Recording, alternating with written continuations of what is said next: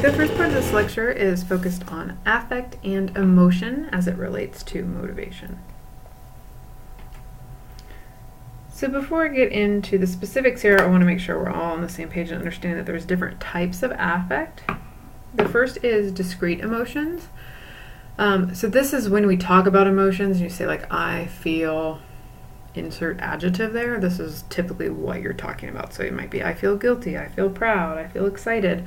Those would all be discrete emotions. So they can range. They're short-lived, relatively speaking, to other types of affect concepts, meaning that they might range from just a few seconds, but they could go all the way up to an hour. So you can think something like guilt tends to linger a little bit longer than something like fear. Then we have mood. So compared to discrete emotions, mood is more diffuse. What I mean by that is it often doesn't have a clear target. So typically emotions are in reaction to something specific, whereas mood, we might just be, some days you just wake up on the wrong side of the bed, right? You're in a bad mood or you're in a good mood. Sometimes they have a target, but it's less easy to pinpoint. They tend to last a bit longer than emotions. Kind of think about it from an hour to maybe a couple days. And then last is trait affectivity. You've probably learned about this in the context of thinking about selection. So this is a person's personality disposition. So a person's tendency to experience certain types of emotions. So I have an example here of being a cheerful person, but more often we kind of think about it in terms of positive affectivity or negative affectivity. So people high in positive affectivity tend to experience positive emotions, kind of see things in a positive light, where those high in negative affectivity is the opposite, see things in a negative light, just tend to experience more of those negative emotions across situations. We'll start by talking more about the discrete emotions. So here I have an image that shows what are considered the 6 universal discrete emotions. There's some debate about this. Some researchers say there's 7, but 6 seems to be more of the consensus. And why they're considered universal is because researchers have been able to show that in every culture that has been studied, people in that culture show signs of this emotion, so they experience this emotion, they have some kind of word for this emotion, and they can recognize the facial features associated with this emotion in others. So if I went into an entirely unique culture, one I never interacted with, and showed a frowny face, they would be able to understand that I was conveying that I was upset about something. So what are these 6 universal emotions? We'll start up here, far left. That's happiness. Then there's surprise, fear, sadness, anger. The last one tends to be the trickiest for people to get, but that one is disgust. All right. And researchers generally think that these are universal because there has to be some evolutionary component to them, so they're adaptive in some sense. So over time, all these cultures have developed the same reaction because it served a purpose to keep them surviving. One example is fear. So we experience the emotion of fear. What that causes is the parasympathetic and sympathetic systems within our bodies to activate. So that's the fight or flight response, and gets us prepared to deal with the fear. So usually it's something that we either need to run away from or fight, hence the fight or flight response. Disgust is adaptive in the sense that it allows us to know that if we feel disgust, if something makes us feel this sense of disgust, we usually wouldn't eat it, right? So if something's rotting, that would tell you that that food is probably not good because it's going to make you sick. There's kind of less clear cut on some of the other emotions and exactly what their adaptive function is. Some people think anger is all about, it also activates some of that parasympathetic system like fear does, but one thing is to convey, it's important from an evolutionary context for other people to know that you're angry, that way that they know how to react to you, right? So it's kind of used as a way to show like, you better back down, I'm really angry right now. And then happiness is talked about a lot in terms of, social settings, having people interact with one another, facilitating bonds between groups, which is important for survival. So that just gives you a little bit of a taste of kind of where where the research in this area focuses why they think these emotions are universal. I will say the seventh, when people talk about a seventh, is usually contempt, which is kind of a strange emotion. Some people argue it's a little bit in between, like disgust and anger, though, so it's not a truly unique emotion. Something else that I think is pretty cool about these is that if you break down the things involved in our face when we show these different emotions, there's some commonalities. So, for example, widened eyes are thought to be in reaction to novel stimuli. So surprise and fear, you can see the eyes are widened in both of those. When the corners of the mouths turn down, that's thought to show some kind of displeasure. So you can see that in all the bottom three emotions here have those corners turned down. And then furrowed brows supposed to indicate a desire to change some kind of situation. So you can see furrowed brows in a lot of these, with the exception there of happiness, surprise. I'm not sure if you exactly call those furrowed. They're raised, but they're not furrowed in the sense that they're kind of arched in a different way. But all the others are showing, if you're experiencing fear, sadness, anger, or disgust, you probably aren't happy with what's going on currently.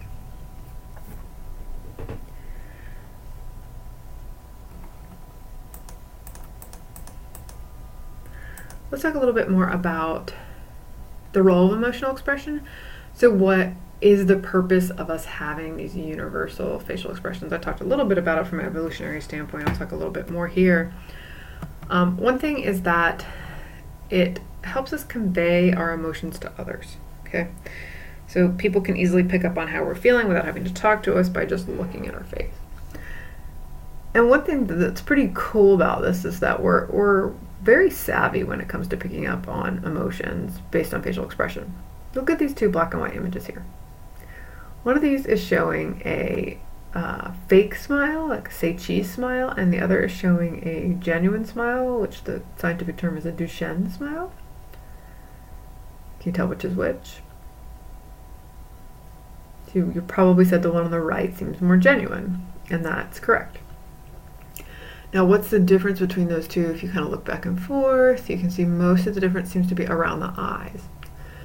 And that's because when we smile, we contract both muscles in our face that control our mouth, but also a genuine smile involves muscles around your cheeks and your eye. It kind of creates that crow's feet type look. And that is something that we cannot do involuntarily. So we can make our lips turn up, but we cannot get the cheeks and all that to follow that same process. And those are actually controlled by two different distinct parts of the brain. So we can't fake this genuine feeling of happiness, which I think is pretty interesting. The other thing I want to talk about with this is a study I just came across involving baseball cards. So what the researchers did was they looked at baseball cards from the 1950s and they coded them for, was the player in the card not smiling? Did he have kind of a partial smile, sort of like a fake smile? Or did he have this genuine Duchenne smile? And then they looked at this, because these were all players in the 50s, so they've all passed away by now. And they looked at how that related to their, how long they lived. And you can see it's not a huge effect, but if you look at these curves here of the survival in years, you can see that there is a gap between the Duchenne smile, the real smile, and the fake and the no smile are pretty similar. So it's suggesting, for whatever it's worth, that there might be something about, I don't know if it's that the fact that the baseball players were willing to have a genuine smile in the pictures said something about their general disposition or what, but nonetheless they found this correlation, which is kind of compelling. But back to what's the purpose of facial expressions? So we convey our emotions to others, but there's also some research that suggests we use our own facial expressions to infer our own emotions. So I'll tell you about a case study in this area. So in this study, they injected Botox into half of the participants and then a saline substance into the other half. And so what Botox does is essentially paralyzes your face in the short term. And then they had them watch, they randomly assigned them to which group they would be in, Botox or not, and then they had them watch these different videos, and some were negative and some were positive. And the people in the Botox group reported significantly less positive emotions than those in the saline group when watching the positive video. So what that suggests is that they were randomly assigned, so that all things should have been equal, but that they must have been inferring, because they weren't actually smiling in reaction, that they didn't experience as many positive emotions.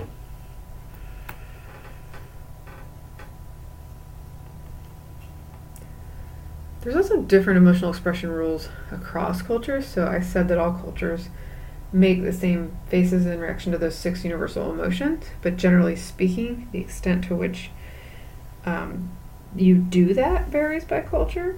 The extent to which it's sort of culturally acceptable for others to know about how you're feeling, that varies. And the variation is correlated with a particular cultural value, which is individualism and collectivism. I believe we've talked about this before, but to quickly rehash, individualistic cultures more focus on the self and the immediate family, whereas collectivists tend to take a broader view, think about the group versus the self in the way that they behave. Typically, a lot of Western cultures like the US are individualistic, whereas some Asian cultures and some Latin cultures tend to be more collectivistic. So there is a correlation, you can see by this graph, which plots the individualism score of a country along with how okay it is to express emotions. And you see that there is a tendency to have the scatter plot looks like a positive correlation. So US being very high in individualism, and also it being very okay to express how you're feeling. And we see at the low end here, some of the Asian cultures, particularly the Southeast Asian cultures, which are much higher in collectivism, but not expressing emotions as much. So look at your discussion questions. This is one point that I want you to ponder and add a response to.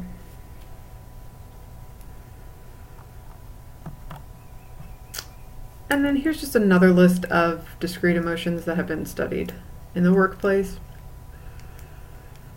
There's a huge list of all the emotions that people experience, but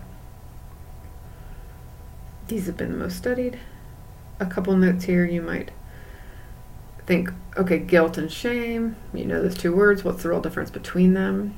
So guilt is more of a focus on behavior. So if you do, usually like you do something, and it's often something you did to somebody else, then you feel that sense of guilt, kind of feel bad about it. But shame is more focused on yourself. So it's not like I did something bad, it's like I am a bad person. So it's more you're internalizing something that you did and making it reflect on yourself. So shame tends to be much more highly correlated with things like addiction and depression and eating disorders versus guilt. In some ways, guilt can be adaptive in the sense that we can recognize that we did something we didn't really feel good about, but we're still kind of able to do that. Envy and jealousy are also others that some people wonder what are the difference. So envy tends to be when you want something that someone else has. Like they have something I want and I feel like I should have it. Whereas jealousy is more just the resentment. It tends to be more when we're talking about the loss or threat to somebody else's affection. So if you're envious if somebody at work gets a promotion, that would likely be more envy. Whereas jealousy might be if it's clear that the boss likes one person over you, then you're jealous of that behavior. So a pretty nuanced difference there that I think for a lot of purposes isn't that meaningful, but nonetheless they are talked about as distinct concepts. And then one other comment I'll make on this is I think love might stand out to you as a strange emotion to study in the workplace. And for the most part it is. Where that stands out is in studies of workplace romances for the most part.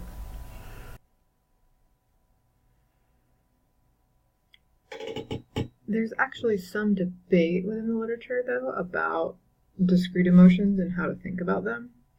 So what I presented before essentially argues that there's a variety of discrete emotions, what determines if an emotion is kind of unique is does it have a unique evolutionary adaptive function, and to some extent do we have a unique facial association that we make for it.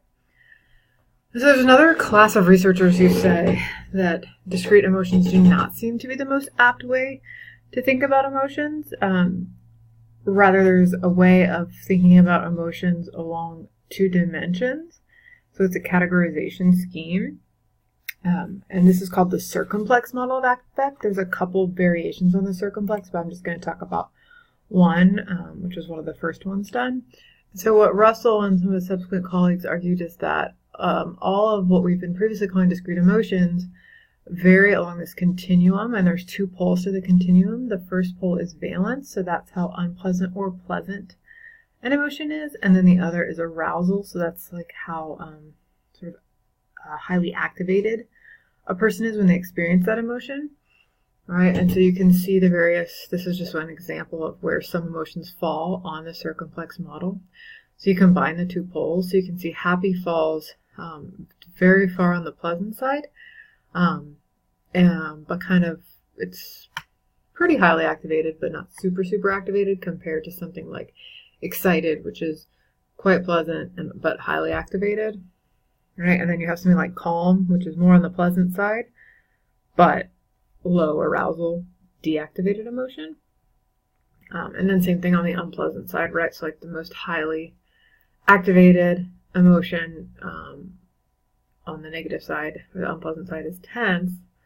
Then something like upset is highly unpleasant and a little bit more activated than something like sad. Okay. So it's a little bit more nuanced than we probably need to get into for this class about whether it matters if you accept this approach or just look at emotions as discrete approaches. But the takeaway, I think, is that this approach says that there's certain ways that emotions relate to each other. Each emotion can be understood kind of as a linear combination of those 2 valence and arousal dimensions, where that's not what pure discrete emotion researchers would argue. There's different support for the different perspectives. With this one of the main kind of reasons people argue for this versus the discrete emotion approach is that a lot of positive emotions are correlated. So, and negative too. If you tend to, people don't usually say like they experience being happy in isolation. Like you might say, I'm happy and excited and relaxed. And the discrete emotion approach would say, there should be no correlation between experiencing them because they each have a unique response to stimuli and a unique adaptive function. There's also the argument that if each emotion is truly distinct, then it should have distinct facial associations with it. And that's not entirely true, right? Like if somebody is happy versus content, kind of looks the same, right? Or depressed and sad. It's pretty hard to tell a difference between that. It's going to be a frown for both of those. So that is another argument kind of for this proposition. And you'll see within the IO literature, some people adopt this perspective and others adopt the discrete emotion perspective, and others argue that these, doesn't necessarily matter, right? We know that emotions are important and that they have motivational tendencies, and that's kind of the main takeaway, no matter how you think about them as being organized.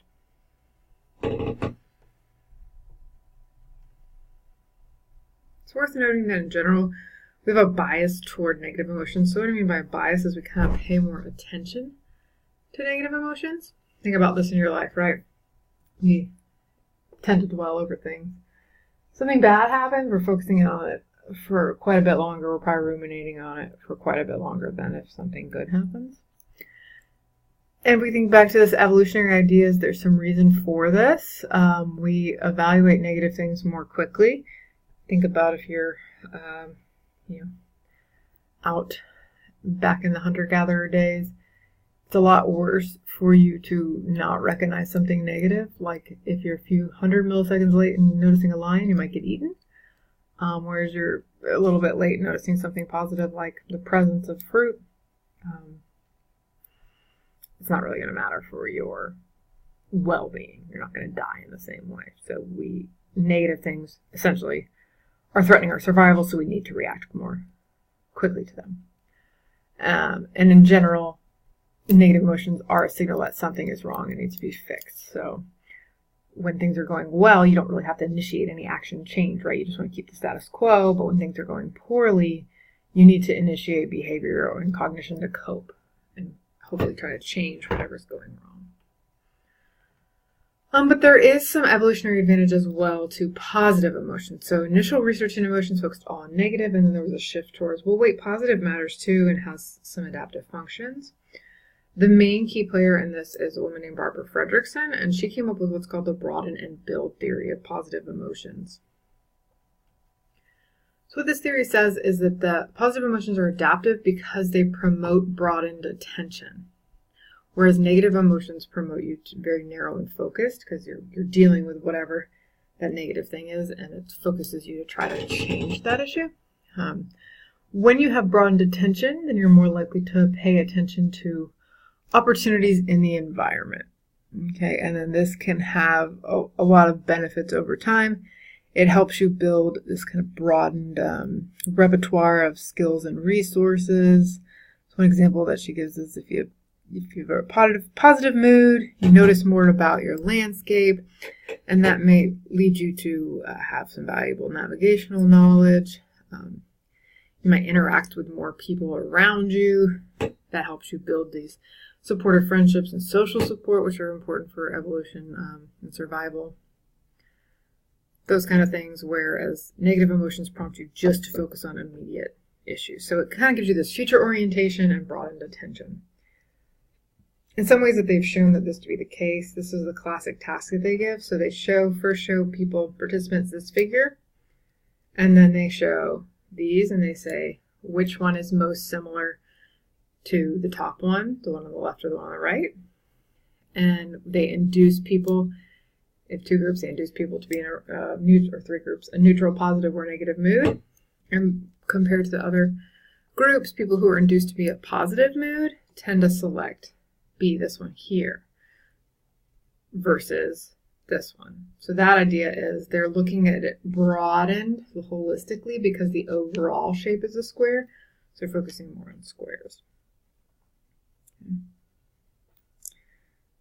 So kind of some variations on this are how they've provided proof that this phenomenon does exist.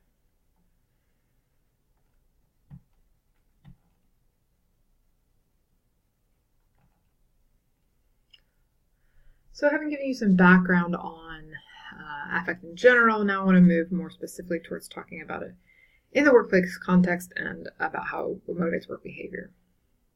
So a key theory in this realm is called affected events theory.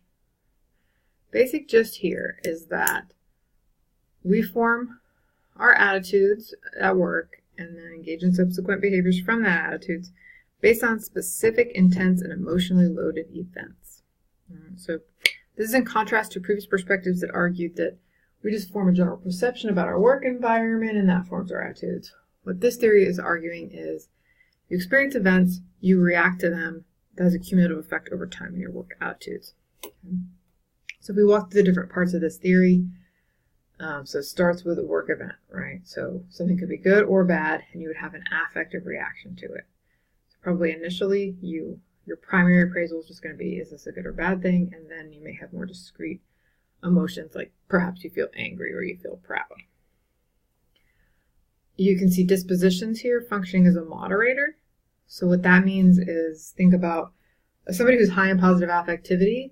They may approach the same work event differently than somebody that's lower in it, or that somebody who's higher in negative affectivity. So if we take, let's take a neutral event. Somebody high in negative affectivity may see the negative in it and have a negative affective reaction. Someone high in positive affectivity may see the positive in it and have a positive affective reaction. So that's how the individual differences play in there. And then you also have the work environment features here. Those are going to feed into what work events you experience in the first place. So I have a work event. I have a reaction to it that's partially determined by just who I am and the way I tend to respond. Then from there, I form work attitudes. And this is where the cumulative process occurs over time. So let's say I have several different events where I just get angry, right? Things with my coworkers are just pissing me off. And so I keep having anger. It's a negative reaction. Then over time, my more stable work attitude is that I'm not happy at work. I don't like this work environment. And then I correspond with work behaviors, right? So maybe I decide to quit the job, or maybe I do things that try to reduce my anger, such as counterproductive work behaviors. The work environment features directly influence the work attitudes as well, right? You just have a bad environment. That's the theory argues that it's not. That would just have a direct impact, as well as creating specific events that follow this chain. And then dispositions also impact work attitudes. So, we know people who are higher negative affectivity just generally are less satisfied. So that's kind of the overall model of how affect plays out for work attitudes and behaviors and motivation generally in the workplace. So I'll talk about one study that I think is kind of a funny little study here showing the impact of positive mood.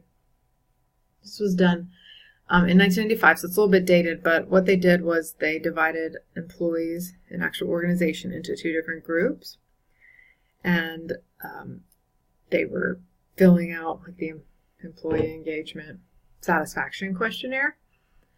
And these were all hospital workers. And so in one of the groups, they gave them a small gift, which was actually this wind-up monkey, as well as a cookie. In the other group, they didn't give anything. People were randomly assigned to the groups, so again, all things should be equal across the groups, and lo and behold, those who had been given these gifts, which they argue was inducing a positive mood, reported higher job satisfaction. They also found an interactive effect there that ties back into this part here with disposition. They found that people who were high in negative affectivity, if they were in that group that got the cookie and the monkey, it had a weaker impact on job satisfaction for them. So overall, induced positive mood impacts your job satisfaction, but the slope of the line, the size of the correlation, is smaller if you're just somebody who's high in negative affectivity, because you're just less reactive to positive things. You're like, they're probably like, I don't even like monkeys, right? Or, these aren't my favorite kind of cookies. So that's just shows a little bit of kind of testing part of those models. That also has direct implications for things you can do if you kind of want to artificially raise your scores on these engagement surveys. Induce people to be in a positive mood. Right? That's why I used to remember, perhaps in high school and even some in college, on the day when you would do teacher evaluations, sometimes they would bring all the kids candy or some kind of treat. But of course, that's a little bit disingenuous, right? If you're doing these engagement surveys, you should want to know people's general true feelings about things versus just something that's induced from a short-term positive mood. But this is an effect that, even if you're not inducing positive mood, we've talked about this before in this class, that it's really hard in survey research. You don't know what kind of mood people are going to be in when they're taking these surveys, and that's really going to dictate how they respond. If you responded to a survey when you had a bad day versus a good day, you're probably going to respond quite a bit differently. And that's just part of the error and the noise. That's really pretty tough to partition out, although I guess you could ask people at the end of the survey, how was your mood today, and try to statistically do something for that, but I haven't seen that done very often. There's some additional research on affect and various motivational outcomes.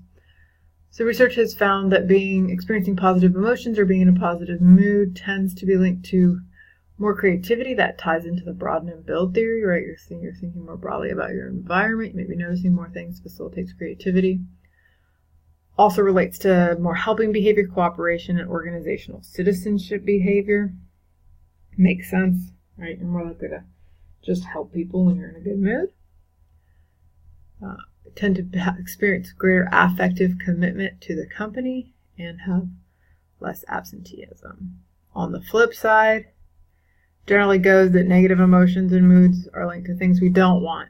So greater likelihood of engaging in CWBs, particularly when we talk about discrete emotions, like anger, where they're directed at a specific person or at the organization, because that's seen as a retaliatory way to help manage that emotion.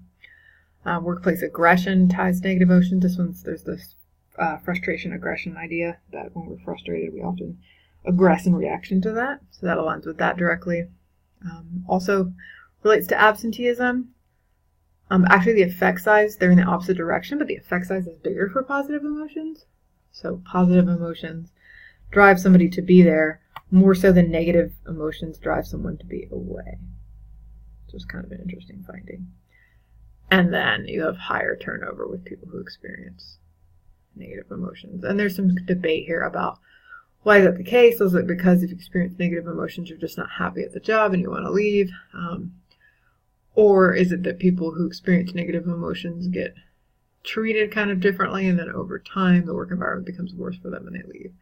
It's probably a bit of a mix of both, kind of this vicious cycle there. But it's not always so super straightforward. There's one idea called the sadder but wiser and happy versus happier and smarter hypothesis. And the idea here ties into the fact that if you are sad, you tend to have a more accurate assessment of things. Okay. So research on people who are depressed shows that they actually have a more realistic self-view. There's probably something evolutionary about not being depressed and having an inflated view of self, because that inflated view of self makes us able to function better. But people who are depressed are more accurate. And they're less susceptible to biases, less likely to be swayed by persuasional disposition. So what that means is if you have somebody come in and who's a really sweet talker, and has a convincing argument, people that are in a negative mood aren't as fazed by that. As people with a positive mood are just like, oh, sounds great. The happier people tend to be more productive, but they don't always make the best decisions. So they're getting more work done, but when you look at it more fine-grained from a decision-making standpoint, probably because of the issues I just talked about with bias and more being able to be persuaded more easily, they're not always making the best decisions, and particularly when you're talking about risky decisions. So positive mood leads to more risk-taking, and probably because positive people are more optimistic. So they're like, oh yeah, it's going to work out. Why not? Let's just do it. Let's just go for it. And, risk-taking can be good in some cases, but other cases, it can be bad. Then there's a stream of research on emotions and negotiation. So this is pretty mixed as well. So anger can help you actually close the deal if there's a time pressure with a negotiation. When there's a concern, a deal that won't be reached. So it's a very specific condition when anger functions well. And then positive mood generally has been linked to being able to come to a deal when we're talking about employment negotiations. So my point here, and there's a lot of really specific things, is just to say the research on emotions is not really clear-cut because it depends a lot on the context of the particular situation. And so a lot of our findings are relatively mixed when you get more down into it. Student was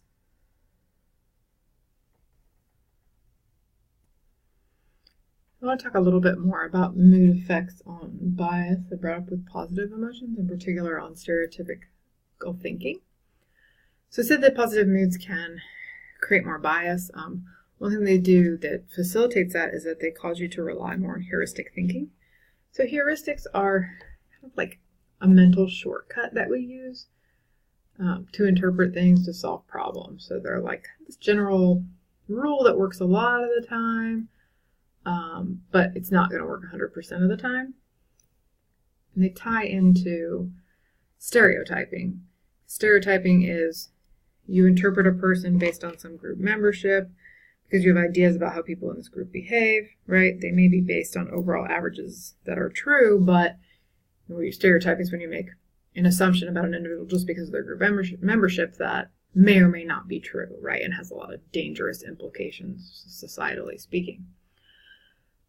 So what they did to make this more concrete for you, I'll talk about 2 studies. Is the first study by Bodenhausen et al. This was a design where they used, I think, film clips to induce happy moods in one group, randomly assigned, and just had a neutral mood in another group.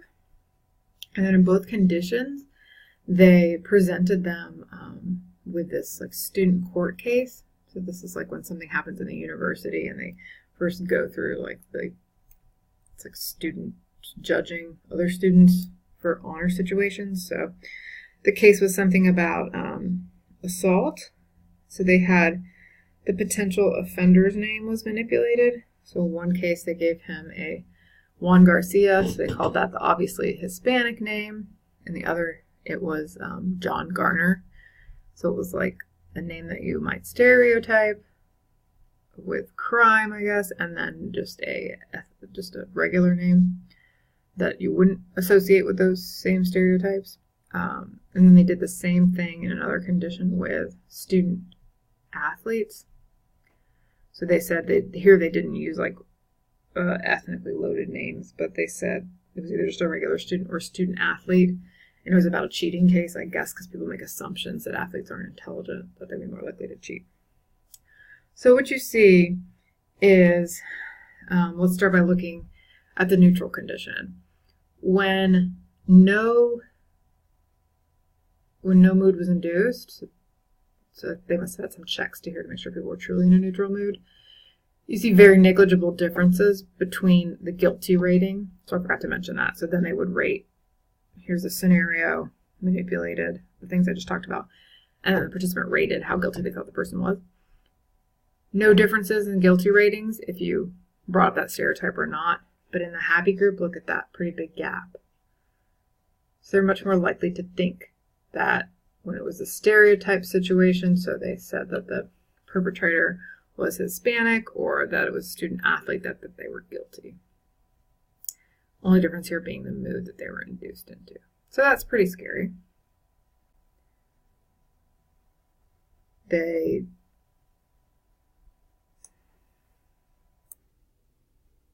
A second study by Park and Banerjee showed a similar trend. So what they did in this study was they did the same inducement manipulation, where they had people watch, like, I think it was David Letterman clips to induce them into a happy versus a neutral mood. And then they gave participants a list of names. So they had a list, and it didn't say set A, like this. I got this straight from their appendix, so it didn't say this, and the names were all mixed up. But you can see they had a list of names that they considered to be stereotypical African American names versus European American names. And then they were, like I said, dispersed throughout, so they weren't separated like this. And then they had, and it was 15% African American names, 85% European American names. They said that was supposed to mimic the distribution in the population. I guess maybe that was the case at the time when this was done. So then they asked participants to categorize names on the list into whether you thought that name was they said everyone on this list as either a politician or a criminal, and categorize them for each name. What do you think that person is? And here's what you saw. So for the criminal judgment, so these are the false alarm rates. So what they did here was they, based on proportionally speaking, because it wasn't the same amount of African American and European American names, what they calculated was proportion. So essentially, like, what proportion are you misjudging to be a criminal? So you can see there's a main effect here, where in both conditions, they significantly misjudged more African Americans to be criminals than they did European Americans. However, that gap is bigger in those in the positive mood. So they misjudged it even more, suggesting they're relying more on stereotypes here. Political judgment shows the exact opposite trend. So in both cases, more likely to misjudge European Americans as being politicians, but that gap is bigger in those induced in the positive mood. Then one more study moving away from talking about weight, moved away from talking about race. They did the same idea here on looking at overweight managers. So induced different moods in people. Here they had a bad mood as well as just the neutral and the good mood. And then they had people rate performance ratings of average and overweight managers. All else was held equal. This was an experimental study, so not actually done in the field setting. And you can see in the positive mood, biggest gap there in performance ratings is when people were in a good mood versus a bad mood or the control. That's a pretty huge gap there. So all things being equal, an overweight person will be penalized more by someone who's in a good mood rating them. I guess because they're relying on stereotypes about, overweight people being lazy, not good workers, that kind of thing. So again, I think some of this is just important to know in terms of your own thinking, and we tend to associate positive moods as kind of the thing we're going for. Positive moods feel better than negative moods, but there are some potential downsides in terms of stereotyping.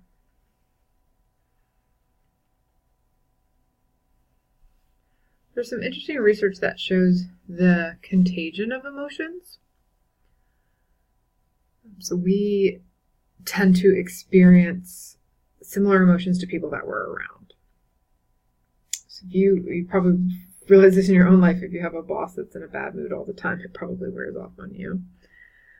So one cool study here is, again, random assignment to 3 different conditions: happy, angry, neutral.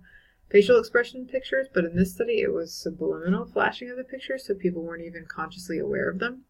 And they hooked participants up to what's called a facial electromyograph, which is like, it just puts all these things on your face, so it's measuring any activity, any even minor activity in all your facial muscles. And I have the picture there just to show you the different muscles. Not that you need to know those, but the 2 that are highlighted are those that are involved in smiling, and then the furrowing of the eyebrows, so which would be exhibited in anger. So when people were exposed to the happy picture and they weren't even conscious of it, it was subliminal, they showed greater activity of that smiling muscle. They were in the angry condition, greater activity of that brow furrowed muscle. So this is suggesting, just by virtue of even seeing things that are under conscious awareness, we're mimicking those emotions.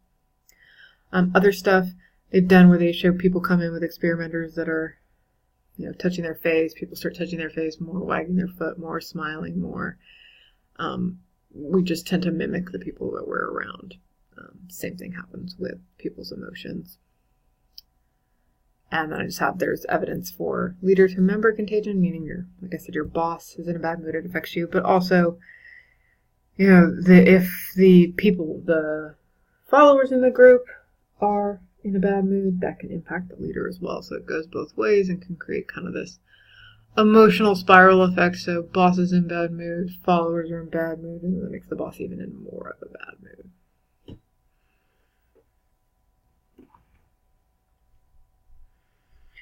Now I want to talk about the construct of emotional intelligence. I'm not sure if this is something you've covered in any of your previous classes, but I think it's important to talk about as we think about emotions, because it's something that was thrown around, at least in the past decade, quite a bit in the popular press literature. So I want to talk about it so you can interpret it as more with scientific mind.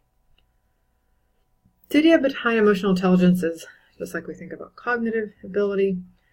And in IQ, this is called EQ. So this idea that people possess a form of intelligence related to how well we can kind of read other people's emotions, be aware of our own emotions.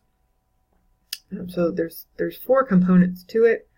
You can see this 4-quadrant model here. There's part of it involves recognition, the other part regulation, and it's the self for others. So starting with the red box, That is, are you self-aware? So do you understand your own emotions and moods and how they affect other people? The recognition for social is, can you understand other people's emotions? And you treat people accordingly. Then the regulation part of it is, so the recognition part is, can you recognize your moods? The regulation part, self-management, is, can you control your moods? And then the regulation of others is, are you able to, do you have social skills where you can kind of manage relationships and kind of help manage the broader emotions of a group?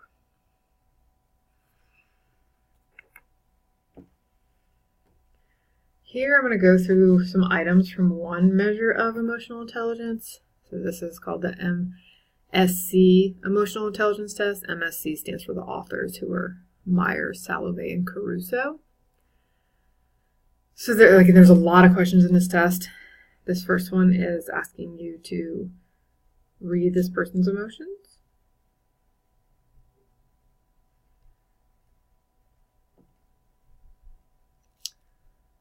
Then this next one is just showing a picture and asking how much feeling is expressed by the picture.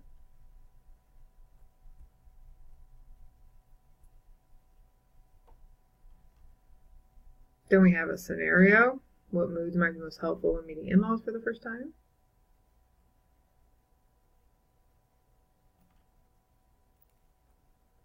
Another scenario here.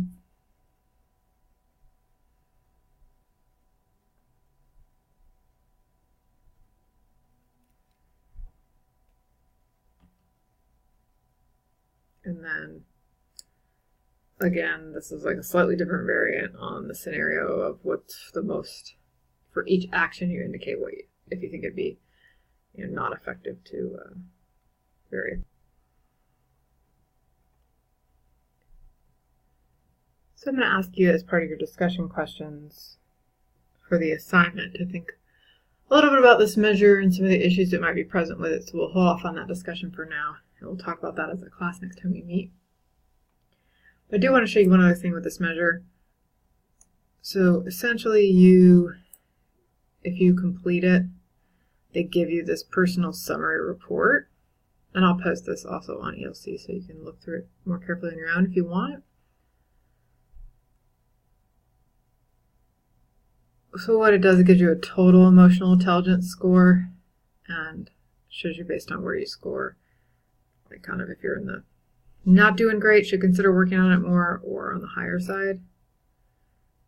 I believe these are based on norms of the data that they have.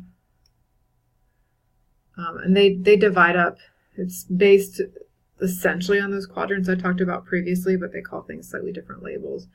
So you see they break it down here and show you where you fall in each of those areas. So they get a little more fine-grained.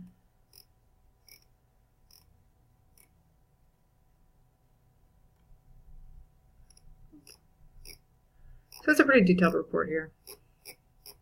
So if this is something that you're interested for development, this can be done kind of as a coaching tool, then that's one big benefit of the MSC EIT, is that you get that kind of detailed information.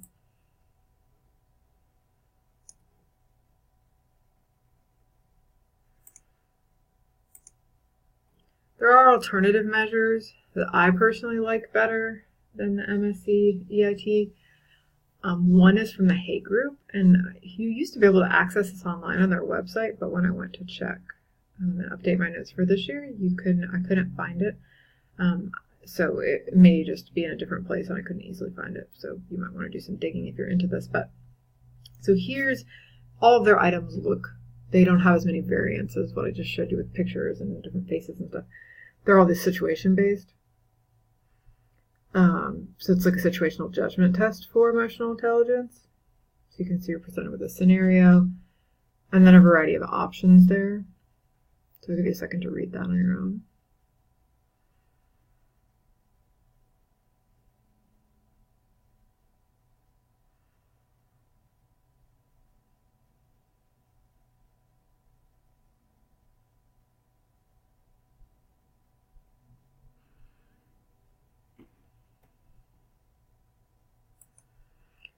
And they have a whole answer key where they explain why, what the right and most emotionally intelligent answer is. In this case, it was D.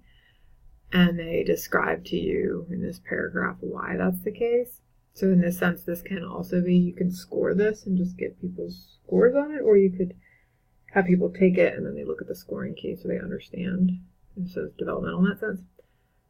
But this isn't just like an all or nothing. You can see D was the most effective, but then B, you get 5 points for it being kind of somewhat effective. And like I said, there's several different questions like this that go through, and you could get a total score. But to my knowledge, they don't do a report in the same way that the other one does.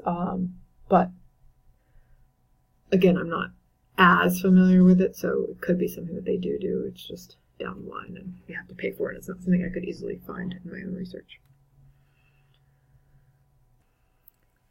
So this begs the question, talking about this in a developmental sense, of whether emotional intelligence is something that you can actually train people or teach people to be better at. So to address this question, Hodzic and colleagues did a meta-analysis of 24 studies where they employed a pre-post design. So they measured people before undergoing an intervention that was aimed to train them on this, and then again after. So there's 24 studies in here, and on average, there was a significant improvement on people's emotional intelligence. And across these studies, it was measured in a variety of ways. So some used the measure I just showed you, some used other different measures, but the average improvement was what's called a standardized mean change score of 0.51. So how do you interpret that? I thought it might be useful to show you this. I just came across this as a kind of a neat little table that helps you better understand what effect sizes mean. So this is particularly for the standardized mean change. So what effect size of 0.5, or is it 0.51, but 0.5 is close enough, right, would tell us is that percentage of people in a control group that didn't undergo training who would be below the average person in the experimental group is 69%. The rank of a person in the control group based on a group of 25 people who would be equivalent to the average person in the experimental group, they would be ranked 8th. Probability you could guess which group of person is from their knowledge of how well they did would be 0.6. The correlation, which is the difference in percentage in each of the two groups of people who were considered successful, would be 0.24. And then finally, the probability that a person from the experimental group would be higher than a person from the control if they're both chosen at random is 0.64.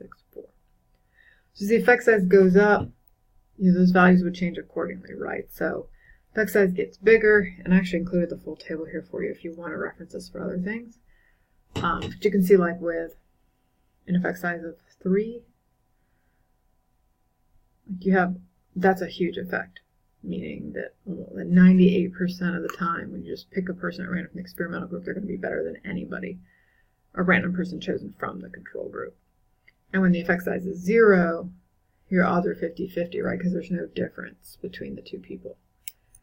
All right, and so these are just kind of different ways. Maybe you'll find this useful in general as you take away from this program, hopefully, using statistics and using data to tell different stories and then helping people interpret those stories. Because most people don't know what a standardized mean change score is, but it's essentially the equivalent of a z-score. All right, so people on average pre to post were increasing by about half of a standard deviation. But one thing that the authors themselves of the study note is you can't really rule out publication bias here. And what is meant by publication bias is they can only do a meta-analysis on the studies that they can locate. And typically we can only locate studies that are published. And meta-analyses are often confined to studies that are published in peer-reviewed sources because we want to make sure they're vetted and that they're based on good science. But it's really hard to publish a study where you say, look, we did this big training intervention and it didn't work. There were no effects. Like, it's just not that interesting, and there is a bias in the publication process towards studies that have results versus those that have null results. And so what this creates is something called a file drawer problem. We don't know how many papers there are that are just sitting in people's file drawers that have not been published. So their point is this may be artificially high because it's not taking into account those null effects that we don't know about. And we can't really estimate how big of an issue it is, because we don't know how many studies are out there like that. So that's why often when people do meta-analyses, they try to solicit unpublished studies to get at this file drawer issue, but it also creates the issue of nobody has vetted if the design of the study is good, so you might have to vet that yourself. And just as an aside, I will say that the one thing that some journals in the field are trying to do is have a results blinded review process, and so you submit the first part of your study that just shows your hypotheses and your design without your results, and then the reviewers judge it based on that. So it's trying to get around this issue. Because the argument is that it's still important to know something didn't work, even though it doesn't feel as sexy or as sexy as this kind of stuff can be, that it should still be out there. So Journal of Business and Psychology is one journal that really has an initiative to do that. In fact, I have an intervention study that I'm working on right now with a work and family intervention where we didn't really find anything, but we're trying to submit it under that results blind review process. But some evidence that it seems like, at least across these 24 studies, that you can train people to get better at this. And my sense is that the people who have these different inventories probably also have training programs that you can buy and have them come in and do the whole gamut for you. So the next thing I want to talk about is that there's actually evidence that, and these studies were all on people, older adults, but if you look at research on people across the lifespan, there's some evidence that you should try to train kids on this, and that's when it will have the most lasting impact. So I'll just show you this short video here.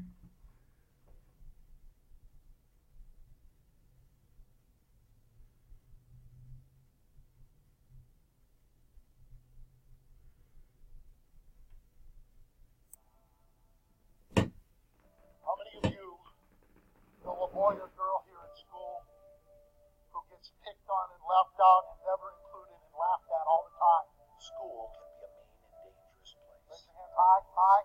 Evidenced by headline-grabbing tragedies and subtle daily slights. Dina, why don't you shut up?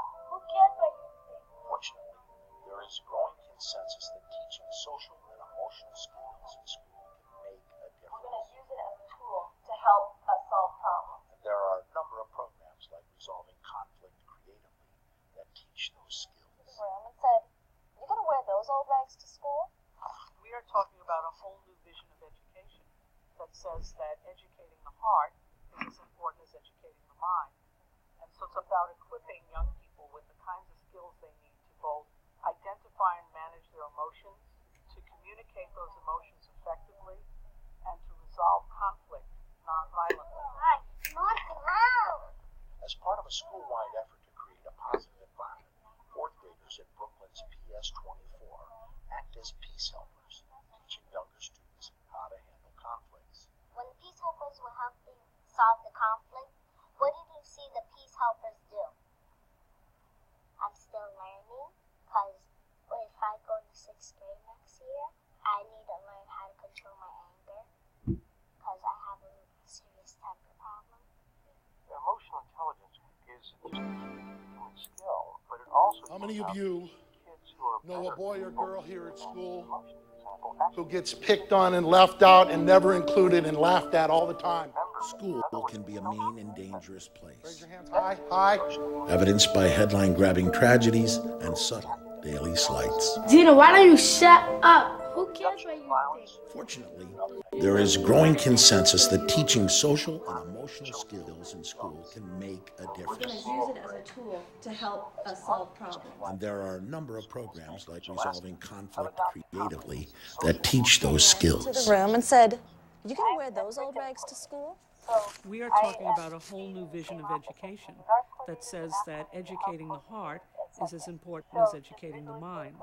And so it's about equipping young people with the kinds of skills they need to both identify and manage their emotions, to communicate those emotions effectively, and to resolve conflict nonviolently. As part of a school-wide effort to create a positive environment, fourth graders at Brooklyn's PS24 act as peace helpers, teaching younger students how to handle conflicts. When the peace helpers were helping solve the conflict, what did you see the peace helpers do?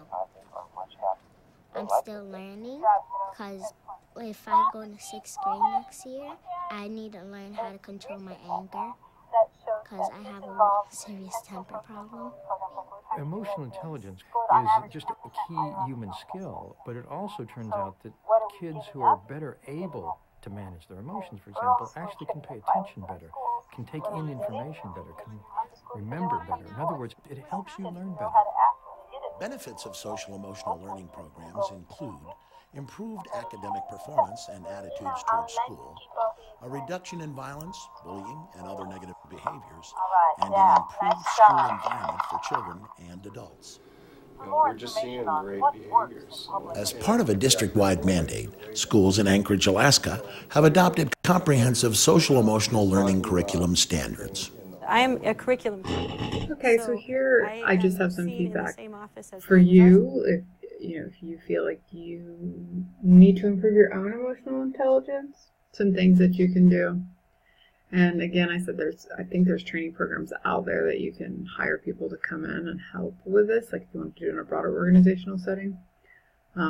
Or if you wanted to develop something yourself within your organization, you can use some of these ideas. I just pulled these from various streams of research. So the self-awareness part, one thing is to pay attention to your own physical reactions when you get stressed out or when you get emotional. And so we talked previously in this course about some devices that you can now use to even monitor that yourself. And so you can actually look in real time, like, okay, anytime this happens, my blood pressure is shooting way up. So you know, okay, this is a time when I need to be aware of what is it that's causing this and how can I downplay that physical reaction. Because it often has a broad impact on us, and other people can see some of those physical reactions. They manifest themselves more broadly. You can journal your feelings as a way to get aware. If you're really feeling bold, you can ask other people for feedback about your self-awareness. This stuff is easier said than done. A lot of us don't, it's hard to go and ask people, so what do you think of me? What are my strengths and weaknesses? But it is a good way to just get a check-in to see, am I really off here? But you have to find people who are going to be honest with you to be able to do that effectively. And then in terms of the self-management aspect, some strategies are thinking about things that have caused you to kind of lose emotional control in the past. What happened and what could you do differently, or some strategies to change in the future. Again, finding a way that works for you to relax and cope with those type of stressful emotional eliciting events, and then journaling here so you can kind of get a sense of the patterns of what you experience will work as well. The social awareness, generally just pay attention to other people. One thing that one resource I found says is that you should turn the TV on mute and see if you can actually identify the moods of the actors without hearing what they're saying. It can give you a sense of how well you are at that, because we have so many nonverbals that should cue you into that. And then, and this is just sort of a joke, but make a list that reminds you to be empathetic, right? That's just a joke about, I think Donald Trump actually made a list that said that, but hey, it could actually remind you. Then with the social skills, this is just general advice for social skills. I think that stems beyond emotional intelligence, but actually talk to other people and listen to them about what they care about. Try to emulate other people who you see as particularly social skilled and pick up on what are they doing, and what behaviors can you mimic. And then just going to social events at work is a way to meet more people, network better, and improve those social skills in general. So what did the data show about emotional intelligence? So this is a study that did dominance analysis, and they found this is accounting for all of the variance in the different outcomes listed on the left. So you can see in these particular studies, they looked at cognitive ability, neuroticism, extroversion, openness, agreeable, conscientiousness, the big five, and then people who took self-report emotional intelligence tests. And in all cases, the biggest chunk of variance in those outcomes was accounted for by emotional intelligence, seeming to suggest that it's a pretty powerful thing.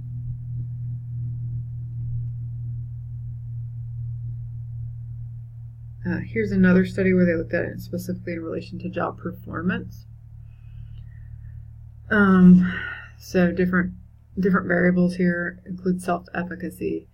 So the mixed EI and the ability EI. So the mixed EI includes like questions that are more like the scenario based that I showed you, with a mix of questions that ask people to self-report on their own emotional intelligence. So it's a little bit more biased in that sense.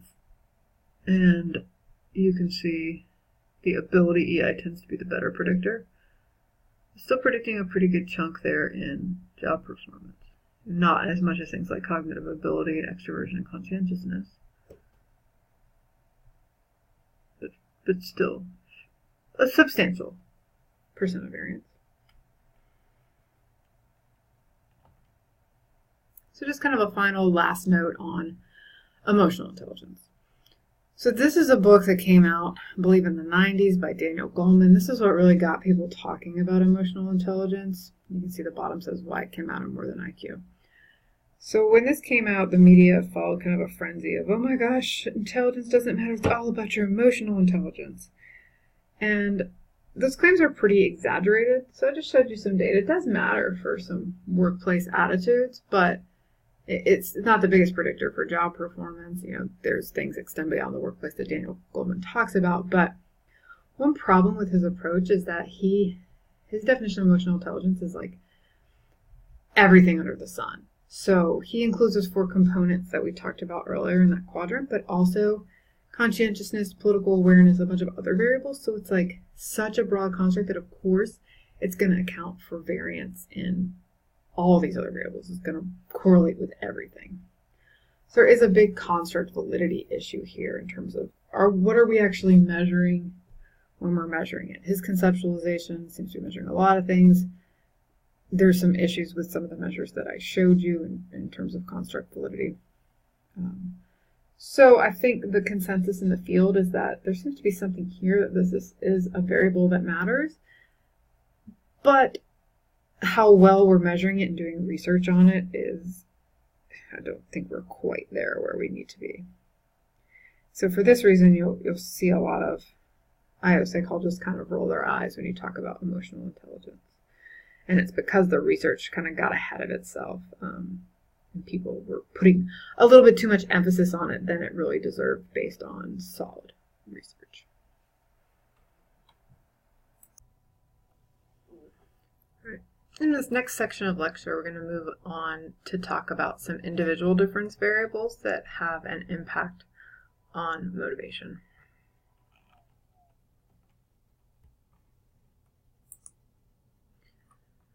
We'll start by talking about the concept known as mindset. This is based on primarily the work of Carol Dweck, who is in the field of education, but has subsequently applied this to the organizational sciences. And there's other researchers within IO that also study this. The basic gist of it is that people have different mindsets. A fixed mindset is when you think that intelligence and talent in general are fixed, so you're born with a certain amount and there's not much you can do to change it. Growth mindset means that you think those are malleable, that they can change over time. And these are talked about as kind of an either or, a dichotomy, but in reality people kind of fall on a continuum along fixed to the growth mindset.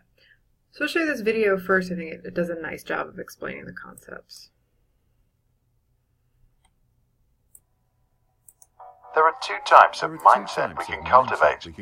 One that embraces problems as opportunities to learn, and one that avoids them, often out of fear to fail. People that avoid conflicts can be described as having a fixed mindset. Those who see problems as interesting challenges have a growth mindset. Sometimes we like to switch from one to the other. People have a fixed mindset because they believe that basic qualities, like intelligence or talents, are fixed traits, and that these traits are responsible for success. They often like to document past achievements. With a growth mindset, people believe that new abilities can be developed through practice. This view creates the love for learning that most great leaders and artists have in common. For them, life becomes an exciting journey with endless opportunity to figure out new things and advance. To develop a growth mindset, Dr. Carol Dweck, the Stanford University professor who coined the term, advises leaders, teachers and parents to celebrate trying. Teachers should applaud students for any grade if they studied hard. Parents should encourage their children to develop any new skill they are interested in. Doing this will make them learn the skill of learning, which will also help them back in the classroom. To illustrate the difference in everyday life, let's observe two imaginary kids. Jay thinks you've either got it or you haven't. Anne knows that she can learn anything if she wants it enough. At physical exercise, Jay avoids challenges. When it's time to jump over the vaulting horse, he's afraid to look stupid and be laughed at. Anne embraces any challenge. It's exciting. It's fun. She knows that failing is part of learning, and if she tries hard, at the end, nobody will laugh at her. Jay avoids feedback. If the teacher tells him how to improve an assignment he has been working on, he takes it personally. Anne knows that to improve, she needs to listen to constructive criticism. She also understands that it's not her that is being assessed, but the results of her work on that one day. Jay always takes the easy road. For example, he likes escalators and hates to take the stairs. When he is practicing the guitar, he stops the moment he's getting stuck. Anne usually doesn't even take escalators. She jumps up the stairs, counts every step in her head, and enjoys feeling the blood rushing through her veins. She practices the drums every morning for 15 minutes. Not that she always enjoys it, but she knows that effort is part of a journey to a more fun life. Anne likes to see others succeed. It inspires her. She knows that if she motivates her friends to get better, she herself is likely to grow too. If his friends try new things and succeed, Jay feels threatened. He's afraid that their success will put pressure on him to do more with his life too. Modern companies look for employees with a growth mindset because they solve problems and persist despite obstacles. To spot the right ones, some ask during the interview whether the job applicant believes if managers are born or if management is a skill learned. Jay thinks that managers are born. Anne gets the job. Neuroscientists support the idea. They confirm that the brain grows like any other muscle in the body, with training. Studies show that adopted twins tend to have higher intelligence compared to their siblings who stayed with their biological parents. The difference appears to come from the higher educational levels of adoptive parents, and shows that nurture is more important than nature. A simple switch in how a person views a situation can mean the world of difference. Not just the outcome of that situation, the outcome of that person's place in life. As the late poet Samuel Beckett once said, ever tried, ever failed, no matter, try again, fail again, fail better. What do you think about the concept? Is it overly simplistic? And if you buy the idea, do you believe it is possible to make a permanent switch from a fixed to a growth mindset? Please share your thoughts in the comment section below.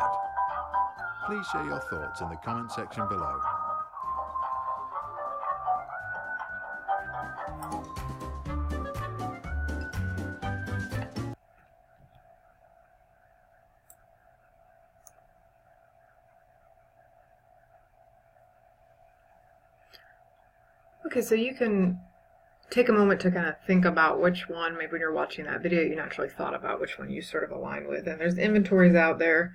If you Google Carol Dweck and mindset, I think I have the link to her website actually on these slides a little bit later. They have an inventory that you can take online, which kind of tells you where you fall along this continuum. And I also have one I can share with you that shows you how to score it if you would like.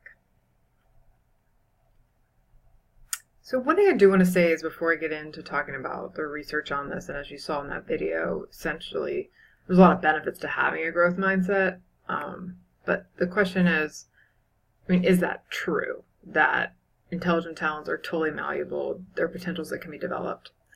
The answer is yes, but only to some extent. So we are born, for some things, intelligence being one example, with what researchers think is sort of this band of where our intelligence level could end up. And think of it kind of as a confidence interval, if you've learned about that in statistics. And we will end up somewhere within that band. And the band has a pretty big range.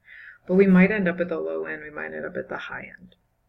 But certain people, it's not really reasonable to expect somebody who, let's say, takes an intelligence test and has an IQ of 75 to then change and have an IQ later in life of 140, right, which is, on the borderline, the top 90s, the 8th percentile or something.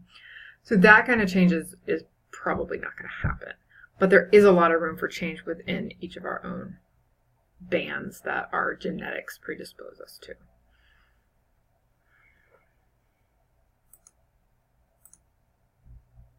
So I'm going to show you this diagram, which I think does a good job of succinctly summarizing some of the research that was talked about in that video.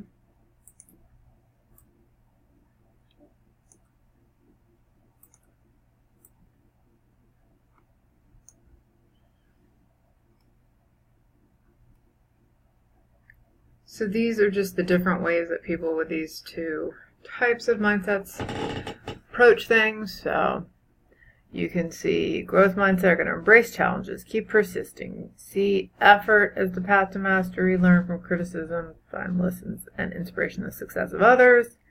Whereas essentially fixed mindset does the opposite. So that's just kind of summarizing what you saw in that video. I'll post this online so you can have access to this handout. But what I want to talk about is the as a result. So you do typically see higher levels of achievement with people with a growth mindset, as well as this greater sense of free will, or more of, what we would call like an internal locus of control. Whereas fixed mindset people may not achieve their full potential and tend to have more of an external locus of control or deterministic view of the world. Again, it's not to say if you have a fixed mindset and you have really, really high intelligence, you may still achieve a lot, but you could potentially achieve even more if you had that growth mindset.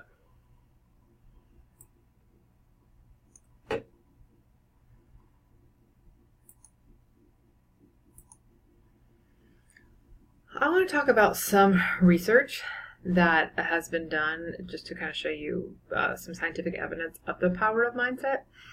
So this first study was conducted by Heslin and colleagues in 2005. And what they did was they showed managers different videos of a poor performing employee and then the same employee later performing well. And then they asked them to rate the employees. So you can see in the poor performance, both fixed and a growth mindset managers, and they just measured this, whether they were naturally fixed or growth mindset, scored the person pretty low and pretty similarly. And then, though, when you look at the good performance, there was a bigger discrepancy there with the growth mindset rating the person higher. And they had done testing of this, and I guess the true level of good performance of the person was a 4.08. So much closer to the growth mindset's ratings. What they interpret this as is that the managers with the fixed mindset did not fully acknowledge the extent to which the employee's performance had improved. So because they saw the poor performance first, they just sort of thought, well, this person can't actually get that much better. And so the implications for that, if you think about it, in the performance rating context, and this relates to things like expectations that we talked about previously, this can really set the stage and make it hard for someone to get accurate performance appraisals when they're actually improving their performance and deserve to get better performance ratings. What I have over here on the right, this comes from a study that was conducted by a consulting firm along with Carol Dweck. And what they found They haven't published their study in academic context, but they have a white paper, which is where I got this from. And they call this a culture of development mindset versus culture of genius. So what that means is just organizational cultures that tend to foster more of a growth mindset versus those that foster more of a fixed mindset. That's what the culture of genius, meaning you just have to be a genius to do well. And you see generally the outcomes are much better for the culture where you're trying to promote people growing and developing. And there's just some key outcomes there. I'll let you look at that for a second.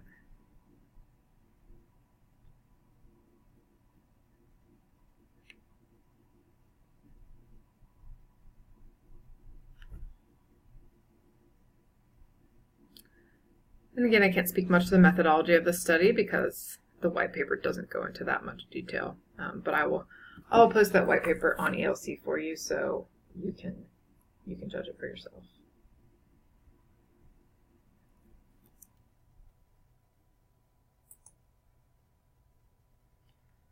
Some other research that I told you that Carol Dweck's an educational psychologist, so a lot of this early research was done in an educational setting. So the graph on the left here shows you an elementary school where they went in and did an intervention. So they had teachers take part in this intervention that's conducted by Carol Dweck's company. It's Mindset Maker. It's this online professional development kind of book study and tool book that you can use. So they had them do that between 2012 and 2013. And then they measured the students' outcomes in terms of growth with scores on standardized tests, so specifically a math test, and look at that big change that happened from pre to post between 2012 and 13 and was sustained for a whole year at that elementary school. And you can see it's not, the state average is meant to be kind of a control comparison. It's not like everybody in the state went up. Generally, like the test was easier or something else was happening in the state. So that's a pretty powerful illustration there of how this can work in an educational context. And then another area where it's been studied is with some issues with gender and gender representation in STEM. So what this study did by Leslie et al., 2015, this was published in Science, was they looked at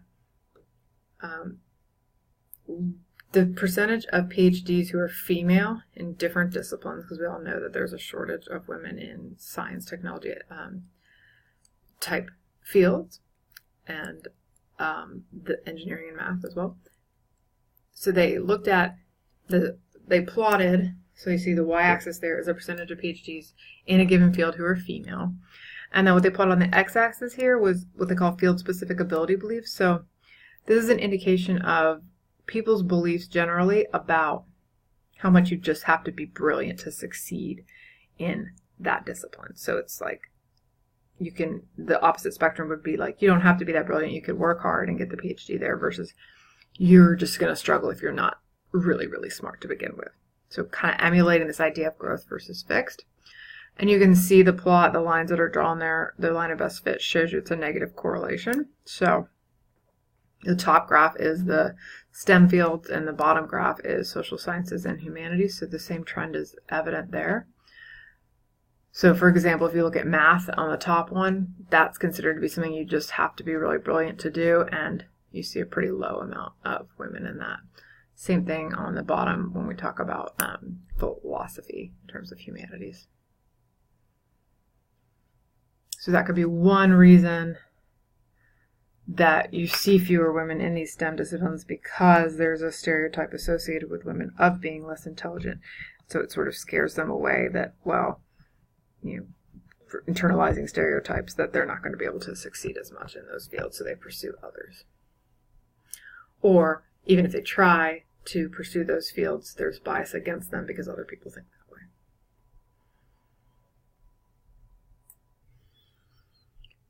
So knowing the benefits of a growth mindset, it's important to think about what can organizations do to foster this type of mindset in employees.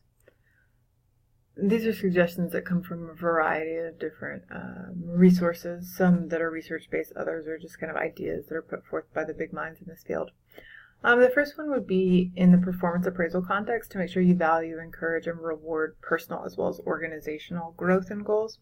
So it's looking at not just did you meet some objective standard that we care about in the organization, or how did you do compared to others, but how did you do compared to your previous performance? So are you improving? Now, you can't always just negate a comparison to some standard or organizational goal, but a focus on both of these things can help better foster the growth mindset. A related concept is focusing. So when I say focus, that would mean, valuing, encouraging, and rewarding as well effort. But you can't just be like, oh, you get an A for effort. That doesn't really work in most organizational settings. So the value needs to be placed on effort that specifically relates to learning and progress. So developmental type effort that people put in, we can really see a change. As well as different processes. So how do people go about doing things? Was the way that they thought about it important, even if the output wasn't exactly what was expected or as high as you would want? So focusing on that, again, in addition to output, because it's going to be hard to never totally focus on output, or never totally stop focusing on output, I should say. The third idea is to create a culture where talking about mistakes is okay and in some ways embraced, right? So people don't try to hide mistakes, but they say, hey, look, I made this mistake, and here's what we learned from it. And then generally just providing opportunities for people to grow and develop. So this can be making sure that they have optimal challenging assignment. That ties back into things we talked about, goal setting theory, or offering different types of training, etc., so that people do have those opportunities. One thing that I think is really interesting in some of this discussion, there's a couple case studies in it. General Electric's CEO, Jack Welch, I'm not sure if he's currently CEO, though, actually, but he was really big on this. So one thing he did was a lot of big companies will want to hire based on pedigree, so they look for Ivy League graduates. He instead called it hiring according to runway.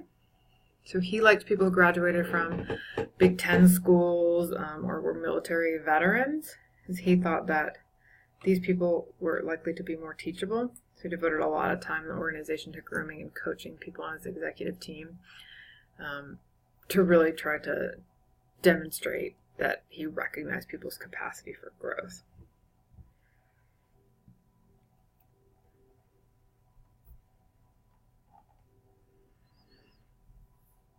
How can you change your own mindset?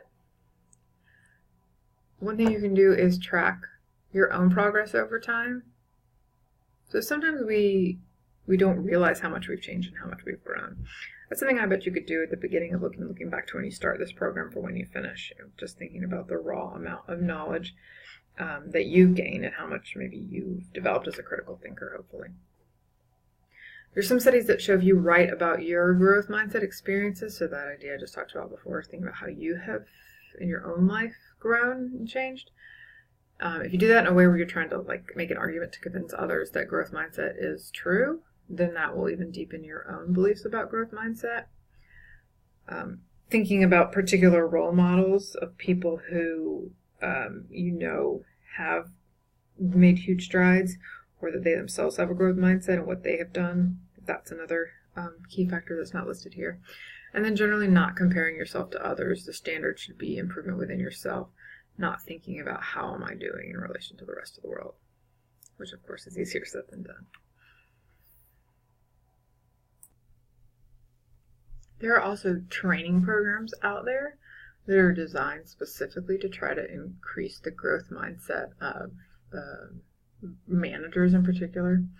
So MindsetWorks.com is Carol Dweck's company. If you go to that website, you can see the different training programs they offer. A lot are more geared towards educators, but she does offer these live workshops, live training, where they come in and give workshops to employees. I have no idea how much it costs. It says on the website you can get a quote, though. I'm guessing it's fairly expensive, however. And the Heslin, which study I referred to before, in the context of that study, they also developed a training program. And here's the 5 components of it. So it starts with presenting managers, and I should say first, this was all done with managers who had scored such that they had a fixed mindset. So we're working with people who have a fixed mindset to begin with. First, they show them scientific testimony about how the brain can grow and change. And so it's supposed to show the validity of this idea of the growth mindset assumptions. Then the next thing that they did was what's called the counter-attitudinal idea generation. So within this, they asked participants to generate responses to the question, as a manager, what are at least 3 reasons why it's important to realize that people can develop their abilities? Include implications for both yourself and the employees you manage. So it's called counter-attitudinal because before these people had that fixed mindset. So starting to get them to think about why it might be important. Then the counter-attitudinal reflection part is where they have them answer 3 2-part reflection questions that ask about when and how they and people they know have changed and developed their abilities and personality over time. So when has this happened in your own life or to others you know? And then the counter-attitudinal advocacy, then they actually had to write an email to a fictional protege explaining outlining evidence that abilities can be developed and talking about anecdotes about how that person personally overcame some professional challenges. And then finally, the 5th part was they referred to as a cognitive dissonance. So participants had to identify 3 instances of when they observed somebody learning to do something when they thought that person could never do it, why they think this occurred, and what could have been their implications of the doubt about this person's potential. So this was just meant to cognitive dissonance means there's a dissonance between what you know or how you act and what you believe. So here they had previously said they had a fixed mindset, so it's like giving them examples in their life where that was not true. And they reinforced this by having the participants all read this aloud and discussing their advocacy emails with other participants in the group. So a lot of components to this training. Then they measured they came back 6 weeks later, and they found that the managers who had received this intervention had what they call a relatively enduring increase in their growth mindset. So it didn't stay as high as it did just after undergoing the program, but still was higher than before. They tended to provide their employees with higher quantity and quality of suggestions for performance improvement. They exhibited greater acknowledgement of improvements in employees' performance compared to those who were in the control group, and they provided performance appraisal ratings and coaching suggestions that were more aligned after that 6 weeks with managers who originally had a growth mindset. So some suggestions there that this can be trained within the workplace for specific people.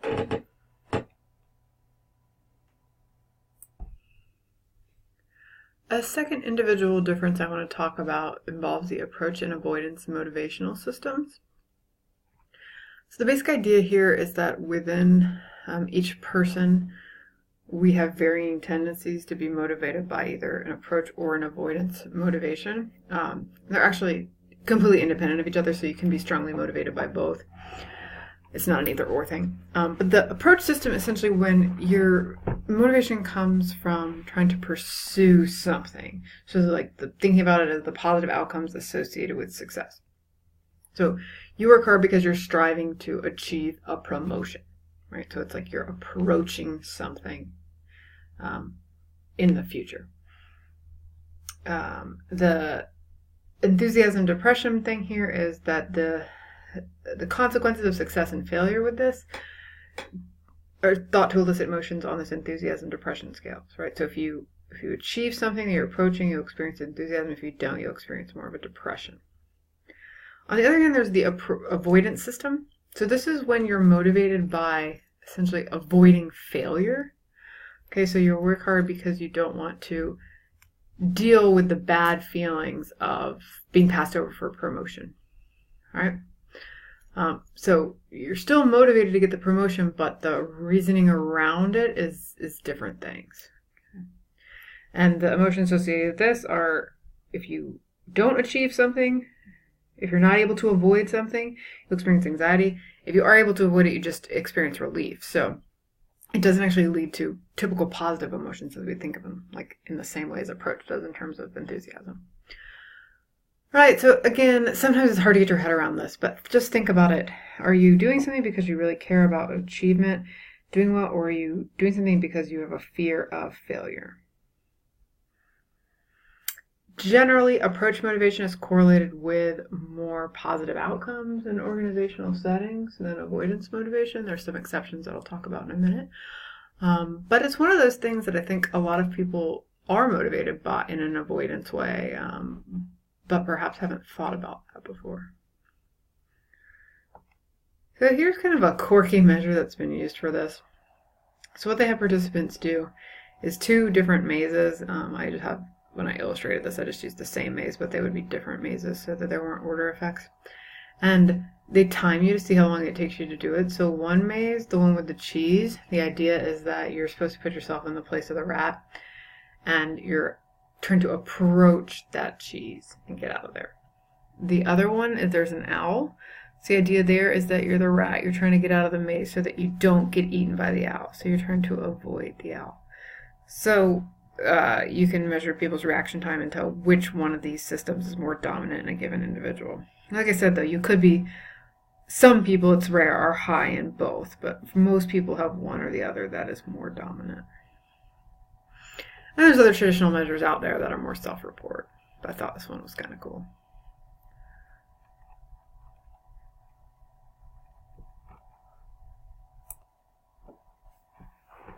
Okay, so again, last kind of points about this. These are thought to be independent concepts, measured independently of one another. As I said, approach orientation is people who are more dominant in that or have a stronger approach orientation, or just the correlation between approach orientation and performance is typically positive, and stronger than that between avoidance orientation and performance, unless we're talking about something related to safety performance. So you can see where avoidance orientation involves avoiding mistakes or avoiding failure. And we're talking about safety performance, we kind of want that, right? Safety is all about avoiding mistakes, so it aligns more with that in that sense. So it does promote higher safety behaviors. Then a question here about practical applications. I'm leaving that for part of your assignment and discussion. So we will hold off on that and talk about it in person when we meet again. Okay, moving on to another individual difference. This is the concept of if you're a morning person or not. So some people call this morningness, some other people call this chronology. Here it's called Larks versus Owls. So I want to show you a video that was done on Facebook Live. This was with Daniel Pink, who is familiar from the videos we watched previously. So we'll watch just a portion of this, and he's talking about his new book, which goes over some of this research that I think this is pretty interesting. Selling author of 6 books, including Drive and A Whole New Mind, and 5 weeks ago he released this. The Scientific Secrets of Perfect Timing, which is a truly incredible book. What this book says many things, but it says that timing is not an art, it's a science. And you should pick your time because it's going to matter, especially if you're trying to make smart decisions about when to start something. All right, so let's dive in. You call this, there are a lot of how-to books. Right. You kindly interviewed me and Adam on our book. And our joke was, there's a lot of self-help books. We wanted our book to be a help others book. And there was no help others section. So I think your joke on this is, there's a lot of how-to books, but there's no when-to book. Until now. And this is a when-to book. Right. Why does when make such a big difference? It makes such a big difference because when we do things has a material effect on how we feel and also on how we perform. So think about just the pattern of the day. We perform differently at different times of day. We do better at some things sometimes a day, better at other things other times of day. And so when becomes a decision, or when decisions that we usually make in this completely haphazard way, but we need to make them in an intentional, strategic way because the evidence is just overwhelming that it can make a material big difference in how you feel, what you do, how you do it. So you said in the book, and you just said that different kinds of things should be done at different times of day. So walk us through it. There's the morning, there's the afternoon, there's the evening. Those would be different times of days, yes. And so what we have... And there's different kinds of things we do. Right, so first of all, let's talk about mood. Mood typically follows this pattern. A peak, a trough, and a recovery. A peak, a trough, and a recovery. You see this in data on big data analysis of social media posts. You see this in Daniel Kahneman's work. peak, trough, recovery. Most of us move through the day in that order, peak, trough, recovery. And what the research says is that we should be doing our analytic work during the peak. That is work that requires heads down, focus, attention, keyword, vigilance. Can you bat away the distractions of writing a report, analyzing data? During the trough, coming down, early afternoon. And just share with us, when's the peak? The peak for most people is going to be in the morning. All right. So some people it's 10 and some people it's 8. Yeah, it's basically just sort of you're at your best during that period. For some people, and it's a good question. You have to be observant about your own behavior. You can't say, oh, everybody begins their peak at 7:41 a.m. and ends it at 10:13. You have to be observant about your own behavior. But in general, it's the peak is in the morning, except for night owls, which we'll get to later. Trough, early afternoon. After lunch. Around sort of the early afternoon-ish time. But a lot of people think of it as after lunch, but it's not always after lunch. Lunch, it's a little bit, I think lunch is a little bit of a head fake. It's sort of like, it's less about lunch than it is about that time of day. And so, that's bad time. Okay, you have a lot of bad things going to go on in that period. For instance, think about surgical errors. Anesthesia errors. 4 times more likely at 3 p.m. than at 9 a.m. It's incredible. If you look at hand washing in hospitals, it basically, if we were to chart it out, it looks like this. Right? Big drop off in hand washing in hospitals during that period. And then, so what we should be doing there is our administrative work, answering routine emails, all the kind of garbage that we have to do in the course of the day. The next period, the recovery period, is really interesting. We have rising mood, that's good, but we're less vigilant. So if you think about better mood and less vigilance, it makes it a good time for creative work, brainstorming, things where you need to be a little bit looser. And so if we just move some of our work, or have our bosses allow us to move some of the work to the right time, it makes a big difference. Research shows that time of day effects explain about 20% of the variance in how people perform on workplace tasks. So it doesn't mean timing is everything, but it means it's a big thing. So when you sent me this book so kindly in Advanced Read, you said you're never going to let, you would never let a child take a test in the afternoon. Okay, oh man. So if you're sitting for the SATs or the LSATs or the bar exam, as a reform lawyer, I would suggest you don't sit for the LSATs. But if you just did, do something else, sit for the SATs or the ACTs. Absolutely, or any kind of standardized test in an elementary school setting. Not 2 o'clock, not 3 o'clock. No, but there's research. There's incredible research on this out of Denmark. Okay, so Denmark, this is a gorgeous piece of research because of the way it unfolded. In Denmark, students take tests, standardized tests, not like the pencil Scantron things that we did, but on computers. Typical Danish school has more students than computers. So students are randomly assigned when they take the test. Some take it in the morning, some take it in the afternoon. Students who take the test in the afternoon score considerably lower than those who take the test in the morning. Taking a test in the afternoon is equivalent to missing 2 weeks of school. It's amazing. Right? It's amazing if you think about making policy based on that, or even worse, making a decision about a particular kid. And surgical, we were talking right before about surgical errors. Surgical errors are more common there. You have, as I mentioned, the incidence of hand washing. You have doctors who perform colonoscopies find half as many polyps in afternoon exams as they do in morning exams for the same population. Doctors prescribe unnecessary antibiotics more often in afternoon exams than in morning exams, leading to the rise of superbugs that will kill us all. And so there is a big drop-off in performance during that period. There are things we can do about it. But the key point here is that all times of day are not created equal, and that if we're intentional about this, and we try to scoot certain kinds of work during these certain periods, we're going to do better and feel better. And so all of this sounds like everyone's the same, but your book makes it very clear we're not. So you kind of layer on top of all of this data. Some of us feel like we're morning people, some of us feel like night people. So I've always considered myself a morning person. I am good to go. If dinner parties were 6 a.m., I would be fabulously interested. But for me, by like 8:30 at night, I'm exhausted. Oh, right, okay. And my husband was exactly the opposite. He tried to get him to do anything in the morning. He would absolutely not want to do it. Kind of not talk for a little bit. But 9:30, 10:30 at night, he's raring to go. Really? So how do we think about layering on our own personal? How true is that? It's very true. No, it's very true. It's something. There's a whole field that studies. There's a field called chronobiology. Chrono for time, biology for the study of life, and we each have different chronotypes. Some people, about 15% of us, are larks, morning people. Sounds like you are one of those. About 20% of us are night owls. Sounds like your husband was a night owl. And then 2/3 of us are in the middle. That's me. And so It's just your propensity to wake up. Owls larks wake up early, go to sleep early. Owls wake up later, go to sleep later. Now, there's some changes in our pattern as we age, particularly in our teenage years.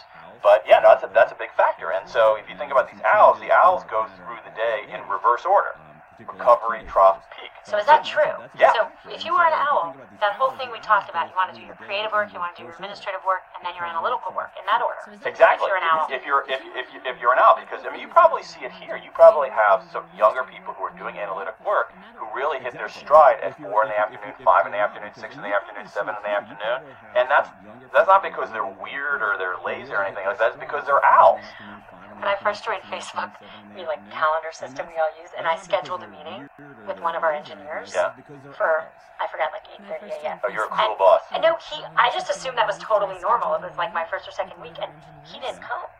And he just assumed it was 8:30 p.m. That's hilarious. And it was so funny. I was like, well, where were you? He said, what do you mean? I said, no one scheduled me 8:30 in the morning. Why would I be here at 8:30 in the morning? Exactly. That was almost 10 years ago, Yeah. but it was very funny. But it's true, and so we have to understand. And so, in many ways, I mean, I think this workplace is a bit of an exception, but in many ways, the modern workplace is really biased against owls. I mean, there are bosses who are less forgiving and saying, hey, I don't care if you're a night owl. We have a staff meeting at 8 a.m. every morning. No, that's right. And that's a big disadvantage for people with that kind of chronotype. All of this so far has been about when you can control making those decisions, but a lot of times we don't have that control. Our boss said something, the world said something, the test is scheduled. Are there things, even within this, if something's scheduled at the wrong time and you know that, what can you do to boost your performance or boost your doctors, boost your colleagues? What do you do? Okay, so so let's talk about boosting your own performance. So let's go back. Okay, here we go. Let's say that guy showed up for your 8:30 meeting. He did not. Okay, but let's say in an alternative universe, he showed up at 8:30. Okay, so he's hating life at 8:30 in the morning. So here's what I would advise him to do. It's like, oh, you got a meeting, an important meeting with Cheryl at 8:30 in the morning. Here's my advice to you, Fred, whatever his name is. Fred, first of all, the night before, while you're in your peak, think of a little checklist. What do you want to accomplish in this meeting? What do you want to get done? So take your peak time and focus. And focus. Like, what's the point of this meeting? Okay, number 2. Before you come in, go take a walk around the building outside. We know that restorative power of breaks. Go outside, take a walk around. It's going to be a bit of a mood boost. The other thing is a really good mood booster is doing good deeds for other people. It raises our sense of well-being. A la Adam Grant. Absolutely. So go give somebody a cup of coffee. Bring somebody a cup of coffee you didn't ask for it, or on the way in here, buy somebody a cup of coffee. And so you do these things, these small things to boost your mood. You maintain your vigilance by having that checklist. You can survive that 8:30 meeting. And what about the other person? So you're doing a meeting with another person. Right. You know, you have a surgeon. It's an operation. Is there anything you can do? Can you tell them the data? Can you say, listen, I got the afternoon slot, but I just read this amazing book, and I know that you're likely to make, not you, but other people are more likely to make more mistakes or not wash their hands. Right. What is your data like in the afternoon? Would that just offend them, or would that put them on notice that, like, they need to pay more attention? You know what? If it offended them, I wouldn't care, because they have a duty to us as patients to care for as well. And so if there's a little bit of offense, I think that's actually a very reasonable question. The other way about this is, I've been reading about how, we don't perform at the same way at the same time. What are some steps that you're taking to avoid that? And what you have here, just have a walk. Right. But what you have here, and I write about this, is in University of Michigan Medical Center, where I went to observe some surgeries. You have doctors taking, the whole surgical team is taking timeouts before we start the procedure. We're going to stop. We're going to take a step back. We're going to go over everything we need to do to maintain our vigilance, because we know that surgery at 1 o'clock in the afternoon isn't an ideal thing to do. Yep. We're going to take a step back. We're going to go over. Right, so the basic gist of what you heard there is that there are some natural cycles that people fall under, so we might want to try to match our tasks to the time of the day depending on whether we are a lark or an owl. For the most part, most people are going to be better at doing those analytical tasks in the morning, though. So think about that and how it aligns with what you typically do. I think most of us wake up, go into work, first thing we do is check our email. Well, it's really not a good use of that particularly productive time that we should be spent doing more of the critical thinking tasks. So this area of research is pretty nascent in terms of how it's been applied to I/O, but I think it has some real clear implications for thinking about how you structure the day, scheduling meetings, and generally speaking, the benefits of flex time, right? So allowing people to set their own schedule may allow them to set a schedule in a way that's more productive for them. In fact, in some of my own research, I found that a large proportion of people say that they use flexibility in scheduling and flex time for productivity-related purposes. I wanted to talk about one more thing surrounding this idea of morning versus evening people. This is some research done by IO psychologist Christopher Barnes, is an IO psychologist who studies sleep. And what they found was they had people do a task that it was with an Amazon Mechanical Turk sample. If you're not familiar with that, that's just a platform where you can essentially Amazon has for people to do all kinds of tasks. So a lot of researchers are starting to get data from that. But the nature of the task was such that they rolled this die, like an online type die thing, and then they had to report what the sum or what they rolled, and there was no check on it, right? And so they were told that their compensation would be tied to how high of a roll they had. And so what you can see is when this one was done in the morning, people who self-reported as morning people were less likely to inflate what they rolled. So we just assume on average these would be the same, right? Because it's literally rolling a die. But you do see that looking at this graph here, in the morning, the evening people who were kind of out of sync with their natural schedule reported more lying. And then you see the exact opposite trend, right? In the evening, and this is really late at night, right, midnight to 1:30 a.m., those morning people who are not in a good place mentally for focusing, they actually inflated more. Okay, so it's supposed to be evidence that low energy can also not just impact performance, but also some of our ethical decision making.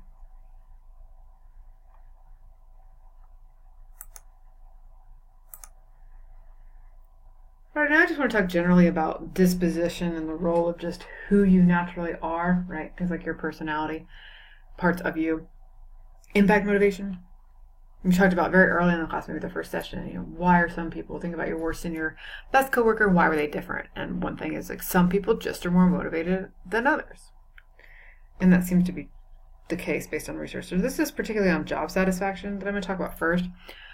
So studies of twins who are raised apart, that's like the golden standard for psychology research, right? Because they have identical DNA, but they're raised in different situations, so nature versus nurture debate, still show a 30% overlap in job satisfaction, right? So they have completely, for the most part, usually are in different jobs, but yet they still have that overlap. If there was no genetic or dispositional component, we wouldn't expect to see that number as high as 30%. Here's another study that was a longitudinal study of 5,000 middle-aged men, and they followed them from 1966 to 1971, and they measured their job satisfaction at each of those time points, so 5 years apart. And so what you see here is the values in this table here are the correlations between the two job satisfaction measures at each time point. And the men were grouped into 4 different groups. That's what these 4 values indicate here. So this first group of people in 1966 and 1971, they were in the same job working for the same company. And the correlation of those 2 time points between their job satisfaction was 0.37. So maybe not incredibly high, but some consistency there. Then you had people who were in the same job but had changed employers. Not surprisingly, that's lower, right? Because there's more variability in your employer impacting your satisfaction. Then this group is people who were the same employer but changed occupations, very similar to that one. So I'm in a different role, which might impact my satisfaction, although my employer's held constant. And this is the one that's really particularly interesting. So these people were in a totally different occupation and a totally different employer. So really nothing about their work context except for them was the same. And there you still see a correlation of 0.19. If there was no dispositional factor, meaning if there was nothing about me that was predisposed to either being satisfied or not, just based on who I am, that should be 0 or very close to 0, right? There shouldn't be any correlation over time when you are in a completely different work context. But the fact that there is, now it's not as high as this one, same occupation, same employer, it's not that big of a difference, right? The fact that there's any correlation there suggests again, that there's something about the person that's just going to impact how satisfied they are.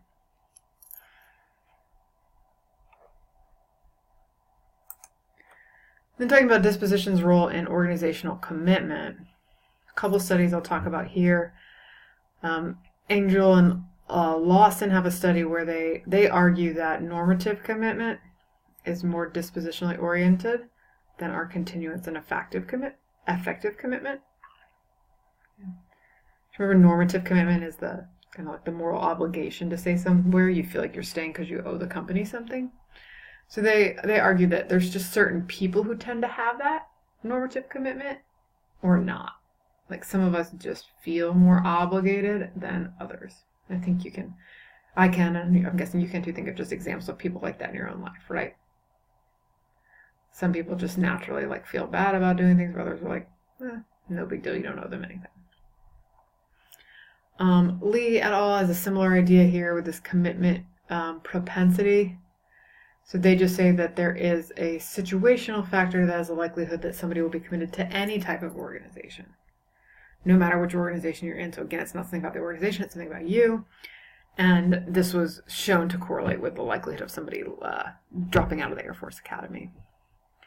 And then finally, work that was done earlier in the 70s by Giselli coined this term hobo syndrome.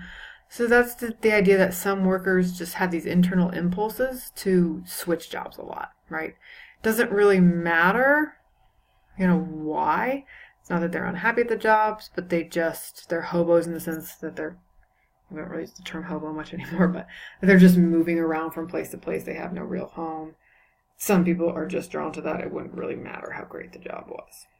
So all these speak to something about you that impacts your organizational commitment.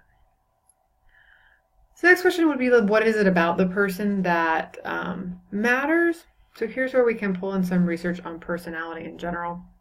So what I have plotted here for you are the correlations between the big five and a lot of these engagement and motivation concepts we've talked about throughout the class. So the big five as well as PA and NA, again, I'm sorry, these colors are not more distinct to make it easier to interpret. There wasn't data available on everything across all of the different outcomes, so that's why you see different number of bars for each. But the trend is probably not super surprising. In general, neuroticism is negatively related to most of the stuff we talk about. And only really in one case with the affective commitment, it's a close to zero correlation. And then you see extroversion is positively related to all of these. Openness varies a bit, right? So it looks like it's positively related to goal setting, negatively related to expectancies. And when expectancy there, I guess I should clarify, that is just thinking about that link within expectancy theory. So how much you think that putting in effort ultimately will lead to you achieving some kind of task performance first level outcome. Relates positively to self-efficacy, and then no relationship to job satisfaction, small relationship to affective commitment. Agreeableness, negatively related to goal setting. Might be a little bit surprising. I'm not exactly sure, but perhaps some of you have some ideas why that might be the case. But positively related to the others. Then we have a conscientiousness, which is uniformly positively related to all these things. And then PA and NA are just, only have data, because this is from where I could find meta-analytic data, with engagement, job satisfaction, and affective commitment. And you can see the tallest bars across all of this are with positive affectivity. People who tend to experience positive emotions tend to be more engaged, satisfied, and committed. And then you see the opposite trend, although the effect size is much smaller, with negative affectivity.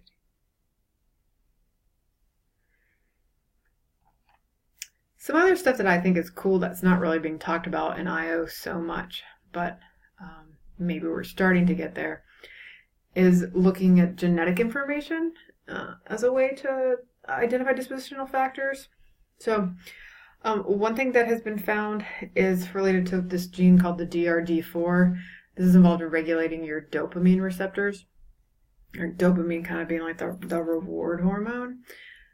And so related to that, variations in the expression of this gene are associated with how responsive people are to rewards. So they found certain expressions cause people to be more responsive, and also linked to that is how much you can engage in self-regulation. So if you have this one expression of it, you're really, really responsive to rewards, right? So like thinking about reinforcement theory, the rewards would be really controlling for you, and you wouldn't be able to regulate yourself as well. Like if you want the reward, you just go for it regardless of other things. And so in general, this idea of self-regulation is like, keeping yourself in check, but also monitoring your behavior to make sure you're on track to achieve your goals. So they're just a little bit worse at that. What I think is cool is that let me show you this. So if you go into, if any of you have done like 23andMe or Ancestry.com and you did the health one, so I did 23andMe, and then you can buy for $10. I didn't do the health one, but for $10 you can plug in, use an API to this website called Prometheus. You can see the name at the top left there. It has like thousands and thousands of pages of info on health data based on your specific genetic profile. So this is actually from mine. And you see at the top right there, I typed in the DRD4. So it's showing me the particular variant that I have. And you can see here, it'll talk about those genes and what previous research has found. So this is just general. And then it shows you where you fall.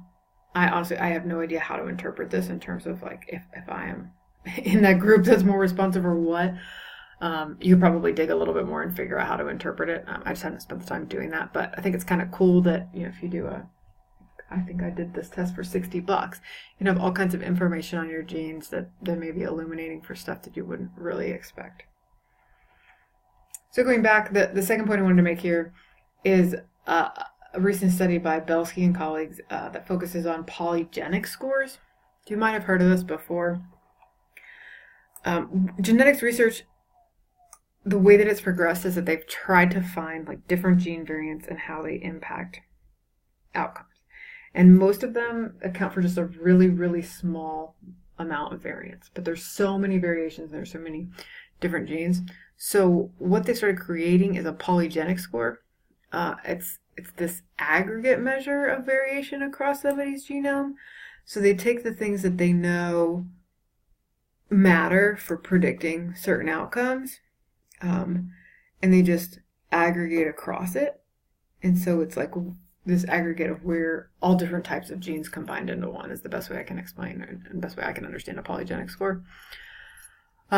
So essentially they come up with a score, they've taken people's DNA, they've done this in a huge study that has over, they had data from over 100,000 people, but then they were able to correlate this with some outcome measures in a sample of about 1,000 people.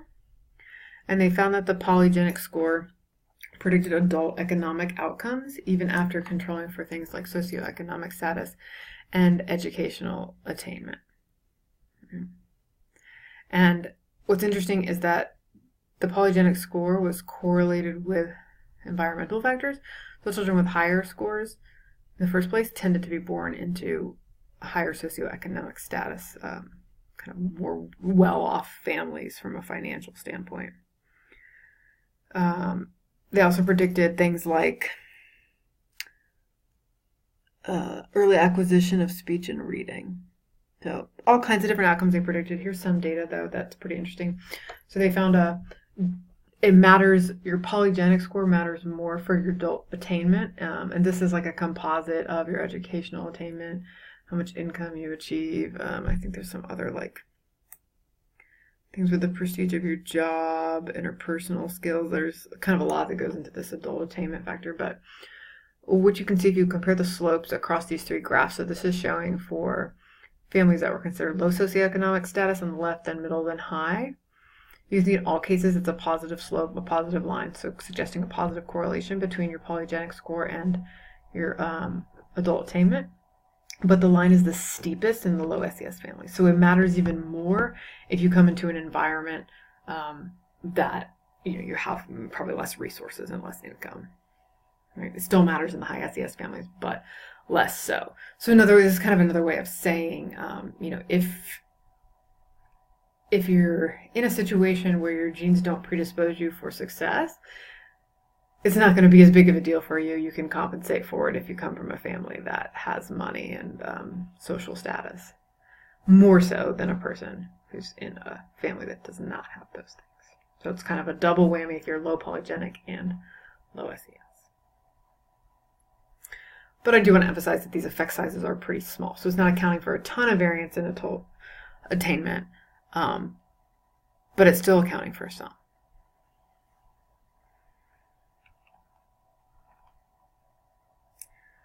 All right, so now we'll move on and talk about generational considerations. Every time I've taught this class in the past, people have always brought this up. I think this gets brought up a lot in the workplace.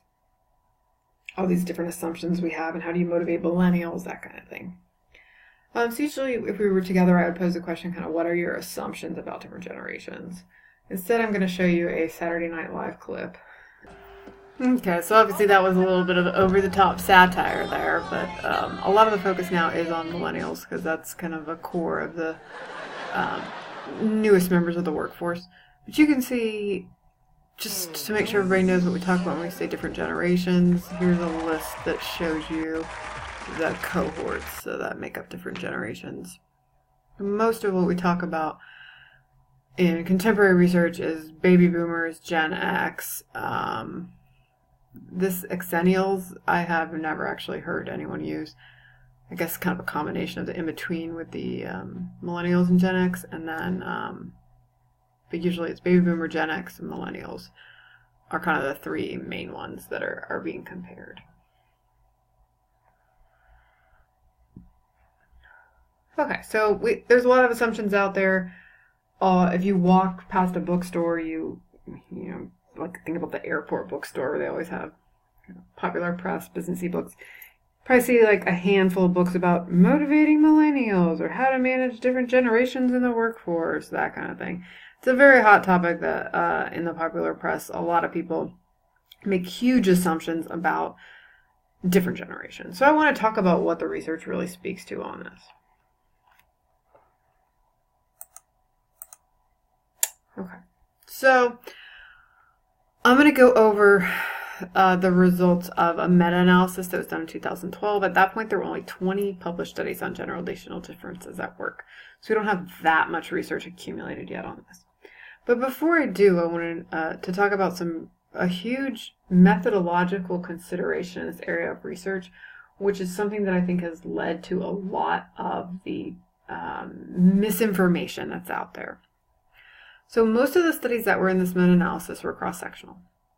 Okay, the problem when I say cross-sectional, I mean they took a single point in time and they measured, here I have this image that shows people of different generations. So they would give the survey at one time to everybody in the workplace. So they did it in 2018, and a proportion of the people that responded would be baby boomers that were a certain age, Generation X that happened to be a certain age, Gen Y, and probably not Gen Z, because that's pretty young to be working. But let's say we'll focus on these three. All right?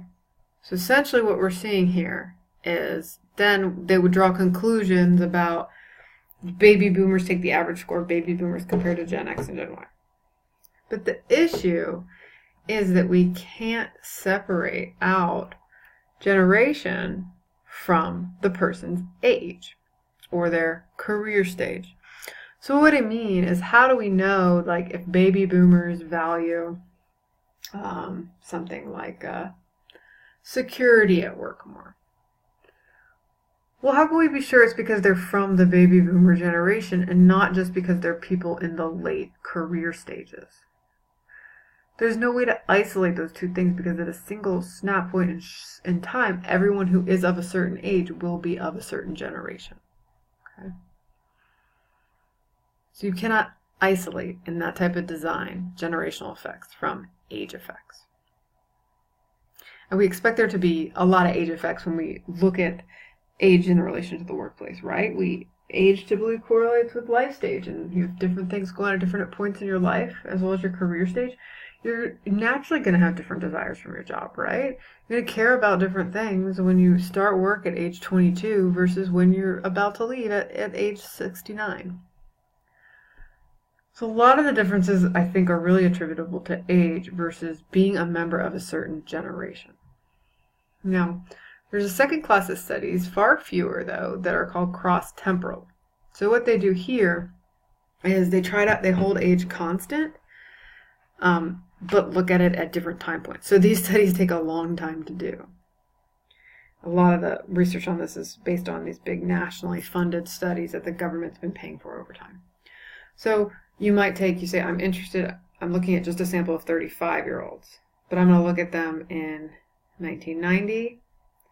So 35-year-olds in 1990 would be from one generation, and we'll look at them again in 2000. They might be from a different generation, and again in 2010, and they would be from a different generation. So now you're holding age constant, but what you are able to vary if there's enough time in between the measurement points is generation. So that's a better true test of generation. However, the cross-temporal studies still suffer from the issue that you can't rule out what's called period effects. So what I mean by that is, how can you tell that it's an issue that is something associated with that generation versus something that just happened at that point in time? So like in 2010, the economy was in pretty bad shape still at that point. So we might draw conclusions about the way 35-year-olds acted in 2010 being very different than the way they acted in 2000 when the economy was really good. Again, it's not a generational effect, it's because of what was happening at that point in time. So it's very hard to do research where you really isolate something about the time when the person was born and something about the way people in that generation behave, being unique from all of these other factors.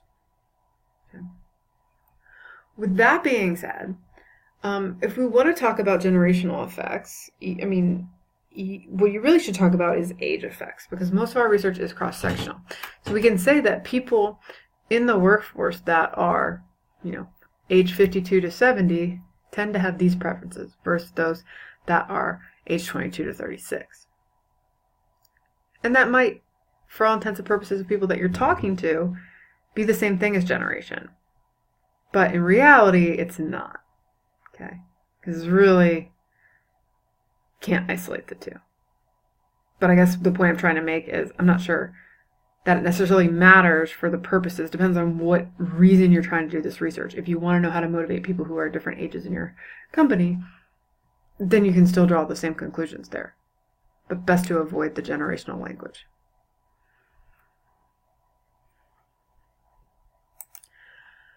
Here are the results of the meta-analysis. All right, so let me tell you how to interpret this graph. So these are D's, which is a measure of effect size, and the point would be across the meta-analysis, the average effect size, and what the lines with the dashes on, that shows the confidence interval.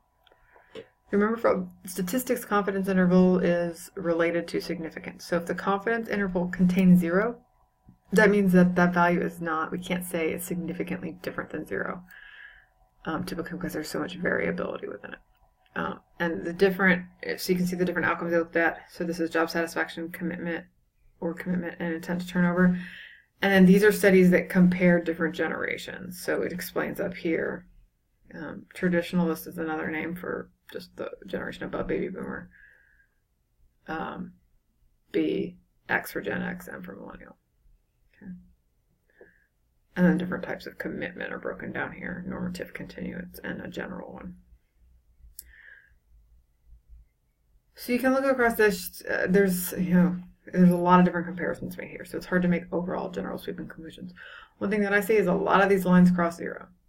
Job satisfaction, only one is not crossing 0. And the way that you would read this would be, so it's a positive D, that Gen X is scoring higher than millennials, because that's listed first on job satisfaction. These ones with single points, that just means there was just one study. So that's just the effect that was in that one study. So there's no variability because there's only one. But here's the conclusion that the authors drew of this meta-analysis. The results generally do not support the notion that there are systematic substantive differences among generations in work-related outcomes. The majority of generational comparisons that were analyzed showed D's, the effect size of less than 1/4 of a standard deviation when corrected for unreliability, okay? So from when there are differences, they are quite small. You can go back to that table I showed you earlier in the lecture of how to interpret the D. But 0.25 is most of them are less than that. So the idea here is that there aren't actually that many generational differences, at least in these 3 outcomes, which are 3 core outcomes we often talk about and care about in an organizational setting. Some other large-scale research findings. So another meta-analysis done recently looked at differences in the Protestant work ethic. So you often hear people talk about millennials not having as good of a work ethic. And if you're not familiar with the Protestant work ethic, right, it was originally coined to have some religious connotation, but sort of shifted just to mean people who place work as central in their life, avoid wasting time. Also has some ethicality associated with it, and how you deal with others, but essentially just a way of saying, like, how much do you value work and value working hard? No difference is found there. Now, again, I'm saying all these results with the caveat of what I talked about before in interpreting generational differences. These studies are really based on studies that can't isolate generation. So, but nonetheless found no differences across people of different ages. And then some research by a woman named Jean Twenge and Keith Campbell, who's actually a social psychologist at UGA. So they reviewed research that was based on 1.4 million people, and they highlighted things that have appeared to have changed over time. Okay, so this is from those cross-temporal studies I was talking about. You look at people of the same age at different points in time. Here's what we've seen. So the first one is that people care less about social approval. And then they go through and have a nice chart here that tells you, well, how has that played out in the workplace? So one thing is we care about social approval less, we're dressing less formal. In general, there's less formalities in the workplace, right? People aren't calling it themselves Mr. and Mrs. And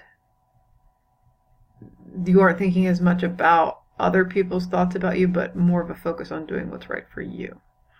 So that does align with the conception that millennials are self-focused, right?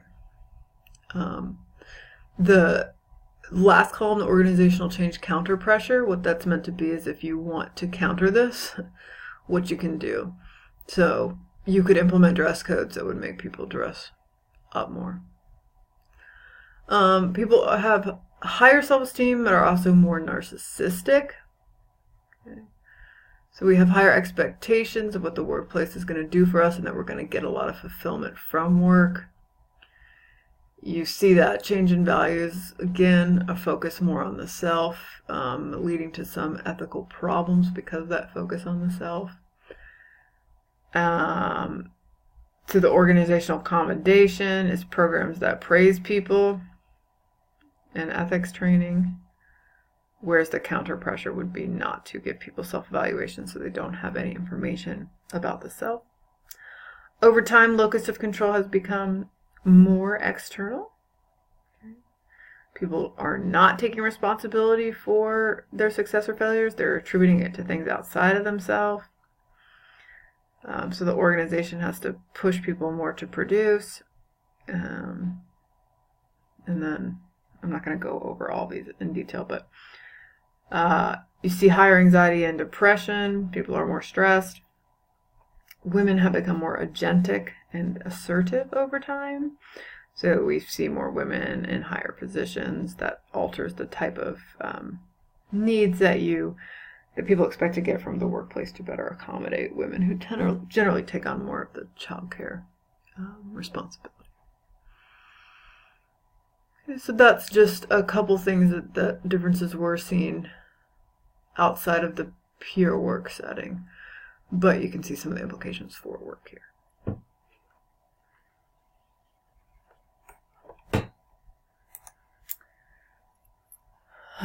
A couple other things I just thought might be useful to show you. So here's a study. It's cross-sectional, so people all right now that based on their age fall into either baby boomer Gen X or millennial, and they ask them what's important to you when you're applying for a job. And what this is indicating is the percentage of people in each generation that indicated it was extremely important. Main thing you see, the millennials care more about opportunity to learn and grow. Again, that's probably because they're younger and they haven't learned and grown that much. They're just starting their careers. The next biggest gap you see with a lot of things, kind of the Gen Xers are lower than the baby boomers or the millennials. And maybe that's a function of career stage, I'm not sure. Could be like interest in the type of work is low. Well, perhaps it's because Gen Xers are at the point where they really have to support a family. So they say, I don't really care what I'm doing. Things like compensation are more important to me. Although that doesn't bear out actually when you look down at the overall compensation. Not surprisingly, millennials have more opportunity for advancement. Same thing. They're lower in their careers, so advancement's more important than a baby boomer when you're probably at the peak of your career.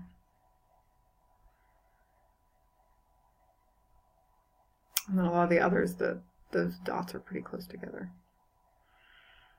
So some differences, but not as huge as we have been led to believe. Then I'll show you one more. This is a survey of over 4,000 college graduates globally.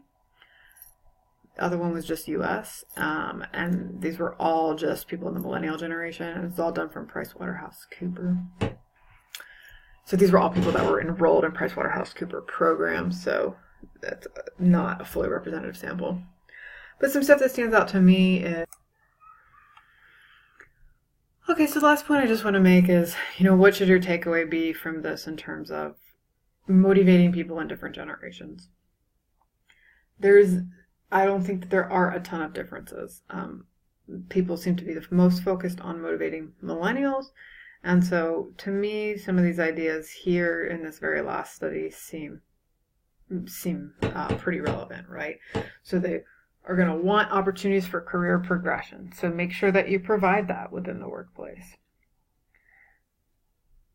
Competitive wages and other financial incentives, as well as having a good benefit packages. So there is some research to suggest that younger workers or millennials care more about benefits, and particularly care about having health insurance. I mean, I think that's probably a function of the period we're in again versus the generation itself. But when you're thinking about rewarding people, that's one way to do it, as well as rewarding people with training programs, right? If you perform this way, we will offer you some kind of additional training.